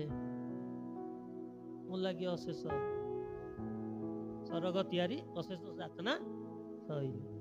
ସେ ମତେ ଖୋଜି ଖୋଜି ଆଇଛନ୍ତି, ତମକୁ ଖୋଜି ଖୋଜି ଆଇଛନ୍ତି। ଏଇ ଗୋଟେ ପାପରେ ହଜି ଯାଇଛି ରେ ମୋର ଛୁଆଟା। 100ଟା ମେଣ୍ଢାରୁ ଗୋଟେ ହଜିଗଲେ ବି ସେ ଯାଉଛନ୍ତି ଖୋଜିବା ପାଇଁ। ଦେଖିଛ ନା ସେ ଫଟୋ ସବୁ? 19ଟା ଅଛି, ତୁ କ'ଣ ଚିନ୍ତା କରୁଛୁ? ଗୋଟେ ଗଲେ ଯାଉ ନା। ଯେତେବେଳେ ସେ ସ୍ୱର୍ଗାରୋହଣ କରିଥିବେ, ସେ ତା ବାବା ତାକୁ ପଠେଇଥିଲେ ନା, ପିତା ପରମେଶ୍ୱର ପଠେଇଥିଲେ ଗୋଟେ ପ୍ରୋଜେକ୍ଟ ଦେଇକି, ହଁ ନା ନାଇଁ? ବୁଝିପାରୁଛ ତ? ପିତା ପରମେଶ୍ୱର ତାଙ୍କୁ ଗୋଟେ ପ୍ରୋଜେକ୍ଟ ଦେଇ, ବାପରେ ଗଜା କୋଉଠୁ ଯିବୁ? ଏମାନେ ସବୁ ଚନ୍ଦ୍ରକୁ ଯାଉଛନ୍ତି, ତୁ ପୃଥିବୀକୁ ଯା, ହେଲା? କେମିତି ଯିବୁ? କିଛି ନାହିଁ, ମରିୟମ ବୋଲି ଜଣେ ଅଛନ୍ତି, ତାଙ୍କ ଗର୍ଭରେ ଜନ୍ମ ହବୁ, ବେତଲେହେମରେ ବାସ୍ ପଳେଇ ଆସିବୁ, ଏ ଗୁହାଳ ଘରେ ରହିଯିବୁ, କିଛି ନାହିଁ। ଆମର ଏଇଟା ଗାଈ ଯାନ, ଆମର ଗୁହାଳ ଯାନ, ଗାଈ ଯାନ, ଚନ୍ଦ୍ରାଯାନ ନୁହେଁ ଆମର। ସେଇଠି ଜନ୍ମ ହବୁ, ଆଉ କ'ଣ କ'ଣ ବାବା କରିବାକୁ ପଡିବ? କିଛି ନାହିଁ ମ, ଶିକ୍ଷା ଦବୁ, ଆଉ ସେମାନଙ୍କ ପାପ ଟିକେ ଧରିବୁ, ଗ୍ରହଣ କରିବୁ, ଆଉ କ'ଣ କରିବାକୁ ପଡିବ ବାବା? କିଛି ନାହିଁ, ତାଙ୍କ ପାଇଁ ଟିକେ କ୍ରୁଶରେ ମରିବୁ, ଆଉ କ'ଣ? ହଉ, ହଁ, ଆଉ ଜୀବନ ଦବୁ, ତୁ ତ ନିଜେ ଜୀବନ ଦବୁ ତାଙ୍କ ପାଇଁ, ଟିକେ ମଣିଷ ହେଇକି ଯା, ତାଙ୍କ ଦୁଃଖ କଷ୍ଟ ସହ ଦେଖେ, କାହିଁ ସେମାନେ ହେବେନି? ତୁ ମଣିଷ ହେଇକି ଯାଇକି କର, ଦେଖା ତାଙ୍କୁ। ତତେ ବି ଭୋକ ଲାଗୁଛି, ତତେ ବି ଶୋଷ ଲାଗୁଛି, ତତେ ବି ନିଦ ଲାଗୁଛି, ତୁ ବି ଟିକେ ଶୋଉ, ପରିଶ୍ରମ ହେଲେ ଡଙ୍ଗାରେ ମୁଚୁଳା ଦେଇକି, ହଁ ନା ନାଇଁ? ତାଙ୍କ ସାଙ୍ଗରେ ଟିକେ ସହଭାଗୀ ହ, ହେଇକି ବୁଝିକି ଆସିକି ମତେ କହିବୁ କ'ଣ ହେଲା। ଯଦି ପାରିବୁ ଗୋଟେ କିଛି କାହାକୁ ନେଇକି ଆସିବୁ, ଦେଖିଆ। ନେଇକି ଯାଇଥିଲେ ଯୀଶୁ ବାବା କାହାକୁ? ଆରେ ସେ ଯେତେବେଳେ ପଳେଇଲେ ସ୍ୱର୍ଗକୁ, କାହାକୁ ନେଇକି ଗଲେ? କାହାକୁ ଜଣକୁ ପରେ ନେଇ, ଏଇ ଗଲା ଗୁଡ୍ ଫ୍ରାଇଡେ। ଆରେ ବାବା, ପିଲାମାନେ ଭୁଲି ଯାଉଛ?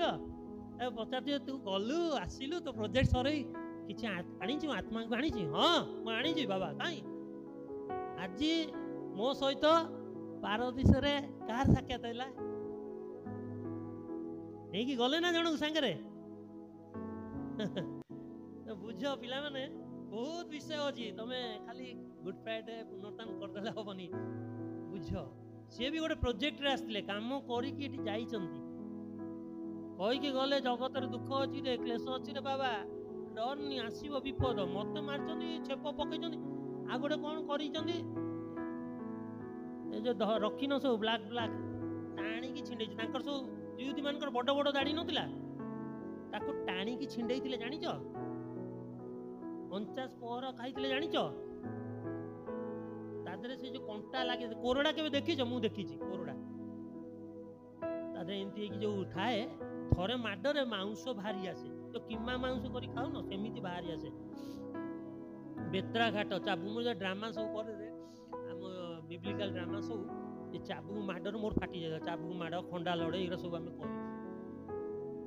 ସେ ଜିନିଷ ଭାବ, ସେ କଣ୍ଟା କେମିତି ପଶିଥିବ, କଣ ହେଇଥିବ। ସେ ସହିକି ବି ମଧ୍ୟ ପ୍ରଭୁ ଗୋଟେ ଆତ୍ମାକୁ ନେଇକି ସ୍ୱର୍ଗକୁ ଗଲେ। ହଁ ବାବା ମୁଁ ନେଇକି ଆଇଛି ମୋ ସାଙ୍ଗରେ। କିଏ ସେ? ଚୋର ଗୋଟେ। ମନେ ପଡିଲା ସେଇ ସମୟରେ ଲାଷ୍ଟ ପ୍ରଭୁ ତାକୁ ସୁଯୋଗ ଦେଲେ। ସେଇ ସୁଯୋଗ ଦେଖିକି ଦେଖିଲେ ଯେ କିଏ ଚାହୁଁଛି ନା ରେ ଆକୁ ଶୋଷ ଲାଗୁଛି, ମୁଁ ଟିକେ ପାଣି ଟାଣି ନେଇଯାଉ। ପାଣି କେବେ କହିବ ଆକୁ ଶୋଷ ଲାଗୁ ମୁଁ ତୋ ପାଖକୁ ଯିବି? ନା, ତତେ ଶୋଷ ଲାଗୁ ମୁଁ ଟିକେ ଆଗେଇଲି, ଛୁଆ ଦୌଡ଼ିକି ଆସିଲେ। କଣ କହିଲେ? ମୁଁ ଆସିଗଲେ ବାବା, ତୁ ଶୀଘ୍ର ପଳା ପଳା ପଳା ପଳା। ଚଢିଛୁ କଣ? କଣ ଲେଖା ହେଇଛି? ଉପରକୁ ଚାହିଁଲେ ପଳେଇ ଯାଇଥାନ୍ତେ। ଦେଖିଲେ ବାବା ଜଣେ ମତେ ଅନେଇଛି, ମତେ ଖୋଜୁଛି, ଲୋଡୁଛି। ମୁଁ ଟିକେ ଯାଏ, ଆସିଲେ ଠିଆ ହେଇଗଲେ, ଅନେଇଲେ ଉପରକୁ, ଦେଖ କଣ ଲେଖା ହେଇଛି। ସେ ସ୍ଥାନକୁ ଆସିଲେ, ଉପରକୁ ଚାହିଁଲେ, ଅନେଇଲେ, ତାପରେ କହିଲେ ଜଲ୍ଦି ଆସ, ଜଲ୍ଦି ଓଳିଆ, ଜଲ୍ଦି ଓଳିଆ।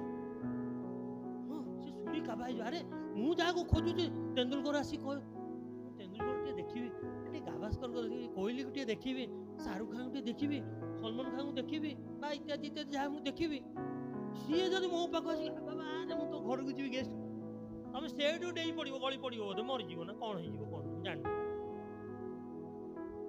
ତମର ଯୋଉମାନେ, ତମେ ଯାହାର ଫ୍ୟାନ୍, ଏ ଜିନିଷ ନୁହେଁ, ଏ ଫ୍ୟାନ୍ ନାହିଁ। ସିଏ ଯେ ତମକୁ ଡାକିକି ଆସି ତମ ପାଖକୁ ଆସିବି, ଆଉ ଝିଅ ମାନେ ତ ଛାଡ, ସେ ଓଭର ହେଇଯିବେ, ତାଙ୍କର କଣ ନାହିଁ କଣ ହେଇଯିବ। ଇଲୋ ମା ଲୋ, ଏ ମା, ତାଙ୍କର ସବୁ ଏମିତି ୱାର୍ଡ ବାହାରେ। ଆଉ ପୁଅ ମାନେ ଏଇଟା ଟେକି ଦେବେ। ଦେଖିଲ ଆସିଗଲେ, ରଖିଲି ବୋଲି ଆଇଲେ ନା। ସ୍ପିକର ଆସିଥିଲେ, ମୋ ଘରକୁ ଆସିଲେ ନା କାହା ଘରକୁ ଗଲେ? ଭିଡ କଣ ସେତେବେଳେ ହଉଥିଲା, ଅବିକା କଣ ହଉଛି, ମୁଁ ସେଇଟାର ବୁଝୁଛି ହେଲା। ତ ଆସି କହିଲେ ବାବାରେ ଶୀଘ୍ର ପଳେଇଆ, ଶୀଘ୍ର କହିଲେ, ମନେ ରଖ ୱାର୍ଡ ଶୀଘ୍ର। ତାପରେ 6 ନମ୍ବରଟା ପଢ, ସେଥିରେ ସେ ପଢ 6 ନମ୍ବର କଣ ଲେଖା ହେଇଛି? ବାସ୍ ରହିଯା ରେ ବାବା, ରହିଯା, ପାଲାରେ ଯେମିତି କୁହନ୍ତି ରହିଯା। କଣ ଏଠି ପୁଣି ଏଠି କଣ ଶୀଘ୍ର? 5ରେ କହିଲେ ଏଠି ଶୀଘ୍ର, 6ରେ ସେ ପୁଣି ଶୀଘ୍ର, ସେ ଶୀଘ୍ର ଓହ୍ଲେଇ ଆଇଲା। ଦେଖିଲ ତ, ଦେଖ କଣ କଲା, ସେ ଡେରି କଲା। ସେଠି ଶୀଘ୍ର ମାନେ ଏଠି ଶୀଘ୍ର। ପ୍ରଭୁ ଯଦି ଡାକୁଛନ୍ତି ମାନେ ଆମ କାମ ବି ସେମିତି ହବା ଦରକାର, ତୁରନ୍ତ, ଇନଷ୍ଟାଣ୍ଟ, ଫଟାଫଟ। ନା କାଲି ଯିବି, ଆଜି ଆଉ ହବନି, ଆଉ ପେସେନ୍ସ ନାହିଁ, ଡୋଣ୍ଟ ହାଭ୍ ପେସେନ୍ସ। ପ୍ରାର୍ଥନା କର ଉଠିକି। ଆଗରୁ ଆମକୁ କୁହାଗଲା, ସାନ ଥିଲୁ ଯେତେବେଳେ, ଆଜି ପଦ ନ କହିବୁ ଖାଇବାକୁ ମିଳିବନି ରାତିରେ। ଏ ଅମୃତବାଣୀ ନଥିଲା ଛୋଟ ଛୋଟ, ଆମକୁ କାଗଜରେ ଲେଖା ହେଇ ଗୁଡେଇ ରଖିଥିଲୁ। ପଦ ପର୍ବ ଲେଖା ହେଇଥିବ, ବାଇବେଲ ପଢା ହବ, ତାକୁ ଦେଖା ହବ ଗିର୍ଜାରେ, ନ କହିବୁ ଖାଇବାର ନାହିଁ। ଏସବୁ ହଉଥିଲା ସନ୍ଡେ ସ୍କୁଲ, ଯାହା ଟିକେ ଟିକେ ପଢିଛି। ତ ଶୁଣିବାକୁ ପଡିବ, ଧୈର୍ଯ୍ୟ ରଖିବାକୁ ପଡିବ। ନାଇଁ ରାତି ଅଧରେ ମୁଁ ଉଠିକି ପ୍ରାର୍ଥନା କରିପାରିବି। ତମ ପରି ସାନ ପିଲାଙ୍କୁ ରାତି ଅଧରେ ଡାକିଥିଲେ, କେତେ ଟଙ୍କା ହେଇଥିଲା କୁହନ୍ତୁ? ଆପଣଙ୍କ ଦାସ ଶୁଣୁଛି, କିଏ କହିଥିଲା? କିଏ କହିଥିଲା? ହଁ, କେତେ ଡାକିଥିଲେ? 4 ଥର। ମନେ ଗୁଡ, ସବୁବେଳେ ଏମିତି ଆନ୍ସର ଦବ 4 ଥର ବୋଲି, 3 କହିବନି, ସବୁବେଳେ ଭୁଲ କରନ୍ତି ପିଲା। 4 ରାତି ଅଧରେ ଡକା ହଉଛି, ସେ ପୁଣି ଉଠିକି ଯାଉଛି, ଏତେ ସାନ ଛୁଆ, ପୁଣି ଯାଇକି କହୁଛି କଣ କୁହନ୍ତୁ, କଣ କହିବାକୁ? ଯେତେବେଳେ ଡାକରା ଆସିବନି ସାଙ୍ଗେ ସାଙ୍ଗେ ତମେ କାମ କରିବ, ନହେଲେ ହବନି। ଆମର ମୋର କାକା ସିଏ ଫାୟାର ଅଫିସର ଥିଲେ, ଓଡ଼ିଶା ଫାୟାର ଅଫିସର ଜ୍ଞାନେନ୍ଦ୍ର କୁମାର ସାହୁ ହେଲା। ବକ୍ସିବଜାର ଯେତେବେଳେ ଥିଲେ ମୁଁ ଦେଖିଛି ସାଇରନ୍ ବାଜିବ ମାନେ ଖାଆନ୍ତୁ ନ ସେ ଅଧା ପ୍ୟାଣ୍ଟ ପିନ୍ଧନ୍ତୁ ଯାହା ହେଇଥିବ ସାଙ୍ଗେ ସାଙ୍ଗେ ଦୌଡ଼ିକି ଯିବେ। ତମେ ଦେଖିଛ ସାଇରନ୍ ବାଜିଲେ ଫାୟାର ବ୍ରିଗେଡର ସବୁ ଲୋକମାନେ କେମିତି ଦୌଡ଼ିକି ଯାଆନ୍ତି? ସାଙ୍ଗେ ସାଙ୍ଗେ ଯିବେ, ଦୌଡ଼ିବେ, ସାଇରନ୍ ବାଜିବ ସାଙ୍ଗେ ସାଙ୍ଗେ ଯିବେ। କାଳେ ଗୋଟେ ଜୀବନ ନଷ୍ଟ ହେଇଯିବ କି ବଞ୍ଚିଯିବ। ସାଇରନ୍ ବାଜିଲା ମାନେ ପୁଙ୍ଗା ବାଜିଲା ମାନେ ଦୌଡ଼ିବ। ମୁଁ ବିଏସ୍ଏଫ୍ରେ ରହିଥିଲି ଦିଲ୍ଲୀରେ, ସେମିତି ତାଙ୍କର ପୁଙ୍ଗା ବାଜେ, କେମିତି ଏକାଠି ହୁଅନ୍ତି, ମାର୍ଚ୍ଚ ଫାଷ୍ଟ ହୁଏ, ଏଗୁଡ଼ା ସବୁ ମୁଁ ଜାଣିଛି। ମୁଁ ଏନ୍ସିସିରେ ଥିଲି, ଲିଡର ଥିଲି, ରୋବୋଟ୍ସ ଲିଡର ଥିଲି, ସବୁ ଜାଣିଛି। କମାଣ୍ଡ ଦିଆହେଲା ମାନେ ତମେ କାମ କରିବାକୁ ପଡ଼ିବ। ଅବିକା ଆମେ କମାଣ୍ଡ ଦଉଛୁ ସାଙ୍ଗେ ସାଙ୍ଗେ କୋଉ କାମ ହଉଛି କୁହ ମତେ କୁହ। ବୋରିଂ ହଉଛ କି ପିଲାମାନେ? ମୁଁ ଡେରିରେ ଆଇଛି, ଟିକେ ଡେରି ହେଇଯିବ, ଆଉ କ'ଣ କରିବା। ବିୟର ୱିଥ୍ ମି। ଅଛି ଅନୁମତି ସାର୍? ତ ସାଙ୍ଗେ ସାଙ୍ଗେ କଥା କିଏ ଶୁଣୁଛି? ତମେ ଯୋଉମାନେ ଧରିଛ ସବୁ ସାଙ୍ଗେ ସାଙ୍ଗେ ମାଇଲେ ହଉନି? ମାରିଲା ମାନେ ତୁରନ୍ତ ସେ ଆନ୍ସର ଦଉଛି ନା ନାଇଁ? ସାଙ୍ଗେ ସାଙ୍ଗେ ଲକ୍ ଫିଟେଇଲେ ଲକ୍ ହଉଛି, ଯାହା କହିଲେ ଦେଉଛି। .com ମାଇଲେ ଚାଲିଲୁ ଆମେ ତୁରନ୍ତ, ସଙ୍ଗେ ସଙ୍ଗେ, ଶୀଘ୍ର, ତତ୍କାଳ ଟିକଟ। ସେଇ ଜିନିଷଟା ଏଇଭଳିଆ ଫାଷ୍ଟ ଫରୱାର୍ଡ ହବାକୁ ପଡ଼ିବ। ପ୍ରଭୁ ଯଦି ଡାକନ୍ତି ପ୍ରଭୁଙ୍କ କାମ ପାଇଁ, ସେ ଡାକିଛନ୍ତି ମାନେ ଶୀଘ୍ର, ମାନେ ତମକୁ ବି ଶୀଘ୍ର ହବାକୁ ପଡ଼ିବ। ସେଇଟା ଆଉ ଧକେଇଲେ ହବନି, ସୁପର ଫାଷ୍ଟ ହବାକୁ ପଡ଼ିବ। ତମକୁ ସୁପର ଫାଷ୍ଟ ମାରିବାକୁ ଆଉଛି। 2020ରେ ତମେ 100ଟା ବଲରେ 10 ରନ୍ କରିବ, ତମକୁ 2020 ମ୍ୟାଚ୍ ଖେଳେଇବେ? 10ଟା ବଲରେ ମାର, 53ଟା ବଲରେ ମାରିକି ସେଞ୍ଚୁରୀ କର। ସୁପର ଫାଷ୍ଟ ଦୁନିଆ, ଧୈର୍ଯ୍ୟ ନାହିଁ, ସମୟ ନାହିଁ କାହା ପାଖକୁ। ସେମିତି ପ୍ରଭୁ କହିଲେ ଶୀଘ୍ର ଆ, ଶୀଘ୍ର ଆ, ଯିବୁ। ସାଙ୍ଗେ ସାଙ୍ଗେ ଆଇଲା। ତାପରେ କ'ଣ ହେଲା? ଗୋଟେ ପଦରେ ଯିବା। ସେ ଶୀଘ୍ର ଓହ୍ଲାଇ ଆସି ତାପରେ ଗୋଟେ ୱାର୍ଡ ଲେଖା ହେଇଛି, ମତେ କୁହ। ଶୀଘ୍ର ଓହ୍ଲାଇ ଆସିଲା, ତାପରେ ଶୀଘ୍ର ଓହ୍ଲାଇ ଆସି ତାପରେ ପିଲାମାନେ ଢୁଳଉଛ, ତାପରେ କୁହ ଆନନ୍ଦରେ। ଆନନ୍ଦରେ ତାଙ୍କ ଆତିଥ୍ୟ କଲେ। ବାବା ଆନନ୍ଦ ଦେବା କହିଲା ବୋଲି ବାଧ୍ୟବାଧକରେ ଆସିବା ନାହିଁ। ଯୀଶୁ ଡାକୁଛନ୍ତି ଆସ। ପ୍ରାର୍ଥନା ସଭା ଅଛି ଆସେ, ଗୁରୁବାର ପ୍ରାର୍ଥନା ସଭା ଅଛି। ବାଧ୍ୟବାଧକରେ ପ୍ରଭୁଙ୍କର ସେବା କରାଯାଏନି। ଆନନ୍ଦ ସହିତ ଆତିଥ୍ୟ ସତ୍କାର କରିବାକୁ ପଡ଼ିବ। ଆଜିକା ଦୁନିଆରେ ଯୋଉ ମାଂସ 800 ଟଙ୍କା ହେଲାଣି, ଘରକୁ ପୁଣି ଗେଷ୍ଟ ପଳେଇ ଯାଉଛନ୍ତି। ତମେ କେବେ ଯିବ? ଆଜି ଆସିଲା, କେବେ ଯାଉଛ? ଏମିତି ପଚରା ହଉଛି। ଧୈର୍ଯ୍ୟ ନାହିଁ ସମ୍ଭାଳିବାକୁ। ସେ ସବୁ ଦୁନିଆ ସେଇଆ ହେଇଗଲାଣି। ଆଗେ ଆସିଲା ମାନେ କେବେ ଯିବେ ପଚରା ହଉଛି।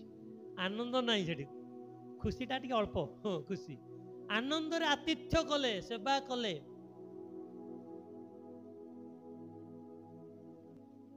ଆମେ ପ୍ରଭୁଙ୍କର ଯେତେବେଳେ ସେବା କରିବାକୁ ଆସୁଛୁ, ଆନନ୍ଦ ସହିତ କରିବ। ଯାର ଘରେ ଯୀଶୁ ଥାନ୍ତି କେତେ ଆନନ୍ଦ ନା ପଙ୍କଜ। ଯାର ଘରେ ଯୀଶୁ ଥାକେ କୋତ ଆନନ୍ଦ, ଆମେ ସବୁ ଶିଖିଥିଲୁ। ଯୀଶୁ ତା ପାଖରେ ଅଛନ୍ତି, ଯୀଶୁ ଡାକୁଛନ୍ତି, ଆନନ୍ଦଟା ଦ୍ୱିଗୁଣିତ ହେଇଯାଇଛି। ଆନନ୍ଦରେ ଦୌଡ଼ିବା, ଚାଲ ଆମ ଘରକୁ ଯିବା। ଦେଖ ସେଠି ସେ ପରିବର୍ତ୍ତନ। ଯୀଶୁଙ୍କ ଡାକରେ ଗୋଟେ ଶୁଣି, ଯୀଶୁଙ୍କର ଯେତେବେଳେ ସେ ପାଇଗଲା ସାନ୍ନିଧ୍ୟ, ଯୀଶୁ ଡାକୁଛନ୍ତି, ଆଉ ସେଇଭଳିଆ ଖୋଜିକି ଲୋଡ଼ିକି ଅନ୍ୱେଷଣ କରି ଚେଷ୍ଟା କରି ଯାଇଛି। ଯେତେବେଳେ ଆସୁଛି ତା ମନ ପୁରା ଖୁସି। ମୁଁ ଯାହା ପାଇଁ ଯାଇଥିଲି ସିଏ ମତେ ଡାକୁଛନ୍ତି, ଚାଲ। ଡେଇଁ ପଡ଼ିଥିବ ହୁଏତ ନା, ଆଉ ଓହ୍ଲେଇ ପାରୁନଥିବ, ଡେଇଁ ପଡ଼ିଥିବ, ଗୋଡ଼ ଛିଣ୍ଡୁ ଯାହା ହଉ, ଦୌଡ଼ିକି ଆସେ। ଚାଲ ଯୀଶୁ ଆମ ଡାକୁ, ଚାଲ ଚାଲ। କୋଉଠି? ତମ ଘରକୁ ଯିବି। ହଁ ଯୀଶୁ ଆସ। ଲୋକମାନେ ସେଠୁ ଭିଡ଼ ବାଲାଙ୍କର ଆରମ୍ଭ ହେଇଗଲା କାର୍ଯ୍ୟକ୍ରମ। ଆମଠୁ ପଇସା 5 ଟଙ୍କା ଜାଗାରେ 5000 ନେଇକି ଯାଉଛି। ଗୁରୁ କ'ଣ ତାଙ୍କ ଘରକୁ ଚାଲିଗଲା? ପାପି ଲୋକ ଲେଖା ହେଇଛି କି? ଦେଖିଲ, ମୁଁ ଭାବୁଛି ବୋଧେ ସେ ଲେଖା ହେଇଛି। ଦେଖିଲ 7ରେ କ'ଣ ଲେଖେ? ତାହା ଦେଖି ସମସ୍ତେ ବଚସା କରି କହିବାକୁ ଲାଗିଲେ, ସେ ଜଣେ ପାପି ଲୋକ ଘର ରହିବାକୁ ଗଲାଣି। ଦେଖ, ଏଇଆ ଭିଡ଼ର କାମ ହଉଛି। ଏଇଆ ଆସୁଥିଲେ, ଗୁରୁ ଯାଉଛନ୍ତି, ତାଙ୍କ ପଛ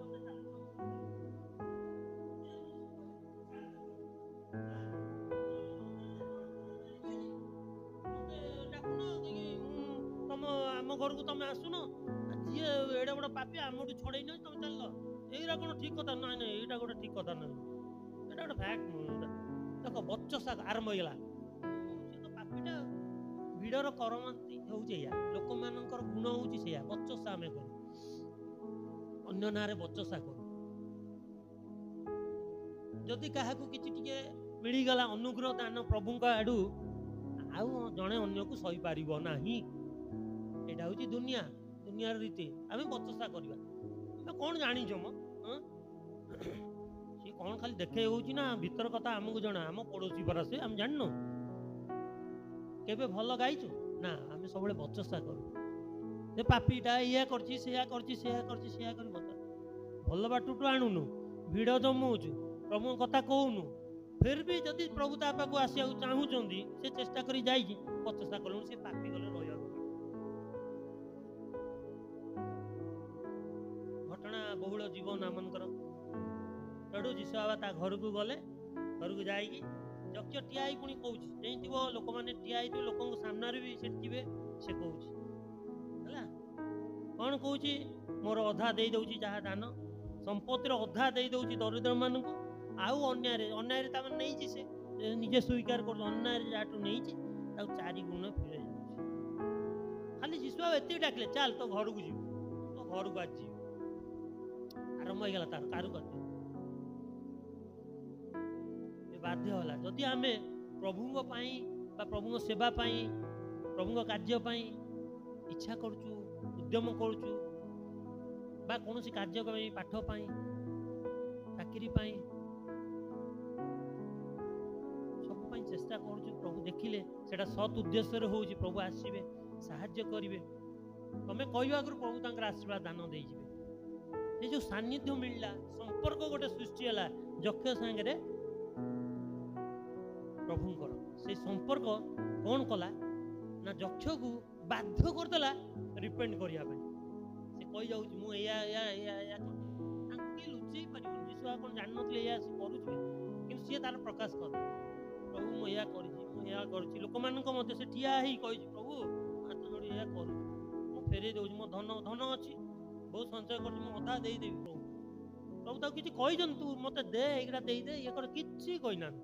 ସେ ଆସିଲାଠୁ ତାଙ୍କ ସାନ୍ନିଧ୍ୟ ପାଇଲା, ଆଉ ସେଇ ବିଶ୍ୱାସରେ ସେ ଯାଇଥିଲା, ଖୋଜିଥିଲା, ଲୋଡ଼ିଥିଲା ବୋଲି ତା ବିବେକକୁ ଗଞ୍ଜଣା ଦେଲେ ପ୍ରଭୁ।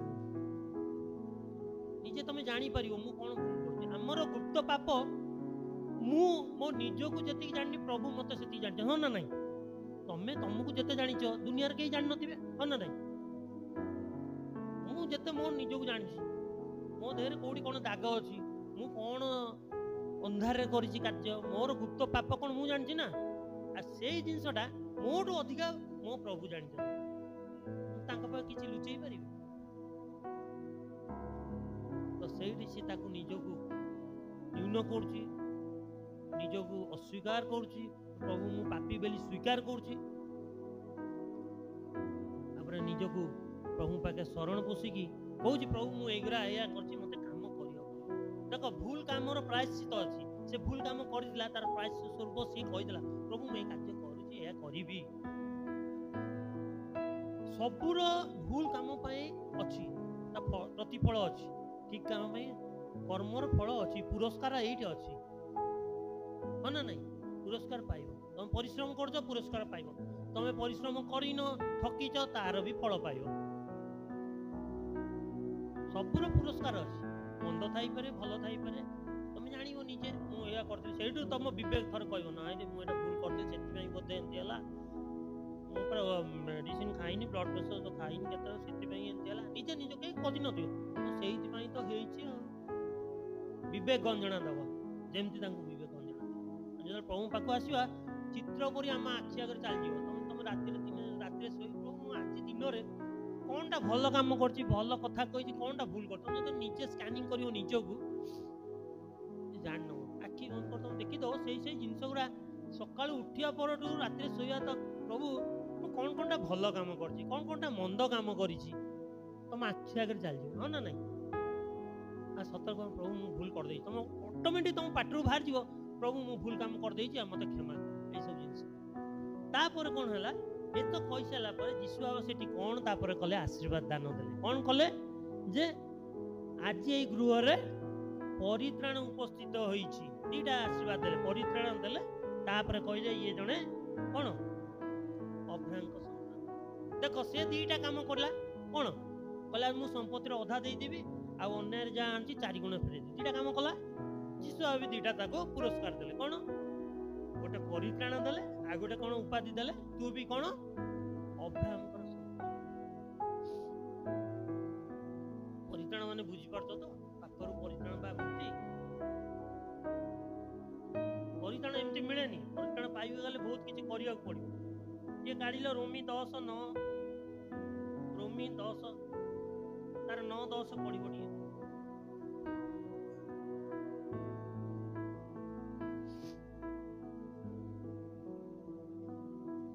ରୋମୀ 10 ତାର 9-10 ପଢ଼ ପାଠ ପଢ଼। ହଁ ହଁ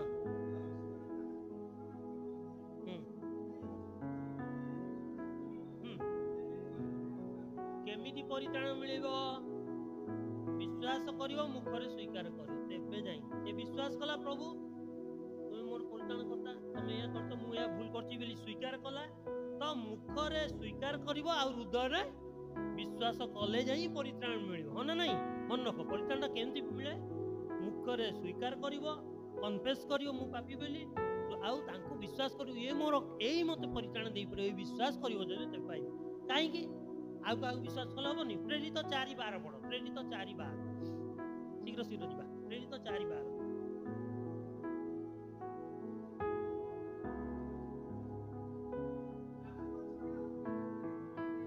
ବାସ୍ ସେତିକି ଅଛି। ଆଉ କାହା ପାଖରେ? ଯାହା ପାଖରେ ଅଛି ତମେ ତା ପାଖକୁ ଯିବ ନା। ଆଉ କାହା ପାଖରେ ନାହିଁ ଲେଖି ଦେଇଛନ୍ତି, କେବଳ ଯୀଶୁଙ୍କ ପାଖରେ ଅଛି। ତାଙ୍କ ଛଡ଼ା ଆଉ କାହା ପାଖରେ ପରିତ୍ରାଣ ନାହିଁ। ତ ଯାହା ପାଖରେ ଟଙ୍କା ଥିବ ସିଏ ଟଙ୍କା ଦେଇପାରିବ ନା, ଯାହା ପାଖରେ ଧନ ଥିବ ଦେଇପାରିବ, ଯାହା ପାଖରେ ଜ୍ଞାନ ଥିବ ସିଏ ଦେଇପାରିବ, ଯାହା ପାଖରେ ପରିତ୍ରାଣ ଅଛି ସେଇ କେବଳ ଦେଇପାରିବ। ତେବେ ଆମେ କାହା ପାଖକୁ ଯିବା? ସେଇ ପରିତ୍ରାଣ କର୍ତ୍ତା ପାଖକୁ ଯିବା, ଯୋଉଟା କି ସେ ପାଇଲା। ତାପରେ ଦ୍ୱିତୀୟ କଥା ଲେଖିବା କ'ଣ ହେଲା? ଏ ପରିତ୍ରାଣଟା ହେଉଛି ଅନନ୍ତ ଜୀବନ ବା ପ୍ରଚୁର ଜୀବନ, ଯୋଉଟା କି ଯୌନ 10:10 ଲେଖା ହେଇଛି ହେଲା। ପରିତ୍ରାଣଟା କ'ଣ ନା ପ୍ରଚୁର ଜୀବନ, ଅନନ୍ତ ଜୀବନଟାକୁ ପରିତ୍ରାଣ କଲେ, ପାପରୁ ମୁକ୍ତି ପାଇବାଟା। ତାପରେ ଦ୍ୱିତୀୟ ଆଶୀର୍ବାଦଟା କ'ଣ କଲେ? ମାନେ ଅବ୍ରାହ୍ମଙ୍କର ଜଣେ ସନ୍ତାନ। ଆରେ ଅବ୍ରାହ୍ମ ସନ୍ତାନ କାହିଁକି କହିଲେ? ଗାଲାତୀୟ କାଢ଼ିଲ, ଗାଲାତୀୟ 3:7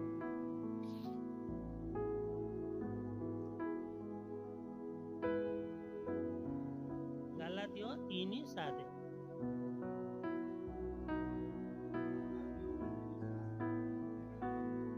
ବାସ୍ ସରିଗଲା, ହେଇଗଲା, ବୁଝିଲ? ଯୋଉମାନେ ବିଶ୍ୱାସୀ ସେଇମାନେ ହଉଛନ୍ତି ଅବ୍ରାହ୍ମଙ୍କର ସନ୍ତାନ। ସେ ବିଶ୍ୱାସ କଲା, ମୁଖରେ ସ୍ୱୀକାର କଲା, ସେଥିପାଇଁ ତାଙ୍କୁ କୁହାଯାଇଛି ଅବ୍ରାହ୍ମଙ୍କର ସନ୍ତାନ। ବୁଝ, ସରଳ ଭାବରେ ପୁରା ବୁଝେଇ ଦେଇଛନ୍ତି ଯୀଶୁ। ଆଉ ମୋ ଛଡ଼ା କାହା ପାଖରେ ମୁକ୍ତି ନାହିଁ, ପରିତ୍ରାଣ ନାହିଁ, ମୁଁ ଏକଲା ଦେଇପାରିବି ପରିତ୍ରାଣ। ସେ ପରିତ୍ରାଣ କେମିତି ହବ? ମୁଖରେ ସ୍ୱୀକାର କରିବୁ, ହୃଦୟରେ ବିଶ୍ୱାସ କରିବୁ, ତେବେ ପରିତ୍ରାଣ। ସେ ଦିଟା ଜିନିଷ ଆଶୀର୍ବାଦ ତାକୁ ଗିଫ୍ଟ ଦେଲେ, ରିୱାର୍ଡ ଦେଲେ। କ'ଣ? ଗୋଟେ ହେଲା ପରିତ୍ରାଣ, ତୃତୀୟ ହେଲା ଅବ୍ରାହ୍ମଙ୍କର ସନ୍ତାନ ବୋଲି ସେ ହେଲା। ତ ଆମେ ଯଦି ତାଙ୍କ ଉପରେ ବିଶ୍ୱାସ କରିବା, ସେ ଆମ ପାଖରେ ରହିଛନ୍ତି, ପରିତ୍ରାଣ ଦେଇପାରିବେ, ବୁଦ୍ଧି ଦେଇପାରିବେ, ଜ୍ଞାନ ଦେଇପାରିବେ। ଆମେ ଚେଷ୍ଟା କରିବା, ସେ ତାଙ୍କର ଆଶୀର୍ବାଦ ଦେବେ, ପରିତ୍ରାଣ କରିକି ଆମକୁ ତାଙ୍କର ସନ୍ତାନ ବୋଲି ଅଧିକାର ଦେବେ। ବୁଝିପାରୁଛ ପିଲାମାନେ? ଏଇ ଜିନିଷ ଆମେ ବୁଝିବାର ଅଛି, ଯୋଉଟାକି ସେ ଘରେ ସେଦିନ ଏଇ ଘଟଣାଟା ଘଟିଗଲା। ଆମେ ଯଦି ଘରଟା କଥା କହୁଛୁ ନା, ସବୁବେଳେ ଘରରେ ଘଟଣା ହିଁ ଘଟେ। ଘ ତ ଆରମ୍ଭ ହୋଇଛି ଘଟଣା ହେବା ପାଇଁ। ଆଉ ଘର ମାନେ ଘଟଣା, ମନେ ରଖ। ସେ ଦୁର୍ଘଟଣା ହେଇଥାଏ, ସୁଘଟଣା ହେଇଥାଏ, ସବୁବେଳେ ଘର ମାନେ ଘଟଣା ଥିବ। ଏଇ ଘରେ ବି ଗୋଟେ ଘଟଣା ଘଟିଲା ହେଲା।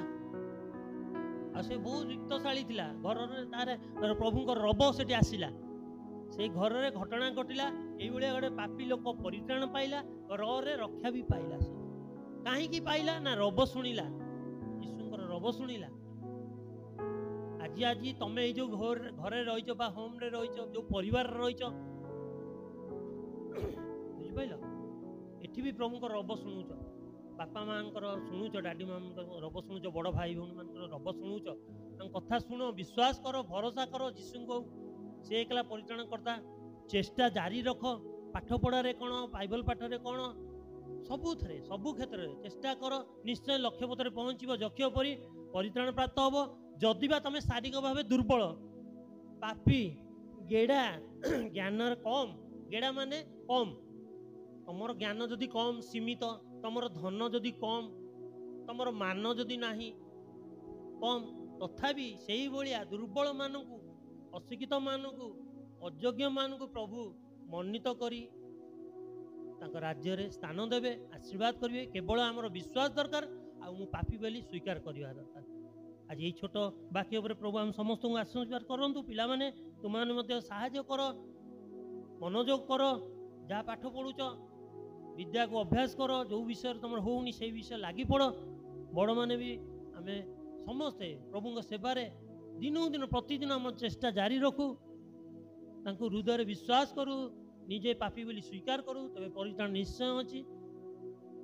ସେ ବିଶ୍ୱାସ କେବେ ଭରସା କେବେ ଆମକୁ ଲଜ୍ଜା ଦେବନି, ମାତ୍ର ତାଙ୍କ ସନ୍ତାନ ଅଧିକାର ହେବେ ସାହାଯ୍ୟ କରିବେ। ପ୍ରଭୁ ଆମେ ସମସ୍ତଙ୍କୁ ଆଶୀର୍ବାଦ କରନ୍ତୁ। ଆସନ୍ତୁ ଆମେ ପ୍ରଭୁ ଶିଖାଇଥିବା ପ୍ରାର୍ଥନା କରି ଶେଷ କରିବା। हे ଆମମାନଙ୍କ ସ୍ୱର୍ଗସ୍ଥ ପିତା, ତୁମ ନାମ ପବିତ୍ର ବୋଲି ମାନ୍ୟ ହଉ, ତୁମ ରାଜ୍ୟ ଆସୁ, ଯେ ରୂପେ ସ୍ୱର୍ଗରେ ସେହି ରୂପେ ପୃଥିବୀରେ ତୁମର ଇଚ୍ଛା ସଫଳ ହଉ। ଆଜି ଆମମାନଙ୍କୁ ପ୍ରয়োଜନୀୟ ଆହାର ଦିଅ, ଆମମାନେ ଯେପରି ନିଜ ଅପରାଧମାନଙ୍କୁ କ୍ଷମା କରିଅଛୁ, ସେହିପରି ଆମମାନଙ୍କର ଅପରାଧକୁ କ୍ଷମା କର। ପରୀକ୍ଷାରେ ଆମମାନଙ୍କୁ ଆଣ ନାହିଁ, ମାତ୍ର ମଣ୍ଡଠାରୁ ରକ୍ଷା କର। ରାଜ୍ୟ ତ ପରାକ୍ରମ ଗୌରବ ସଦାସର୍ବଦା ତୁମର। ଆମେ ଯୀଶୁଙ୍କ ରକ୍ତରେ ଜୟ, ଯୀଶୁଙ୍କ ରକ୍ତରେ ଜୟ, ଯୀଶୁଙ୍କ ରକ୍ତରେ ଜୟ। ଆମେନ୍। ଧନ୍ୟବାଦ।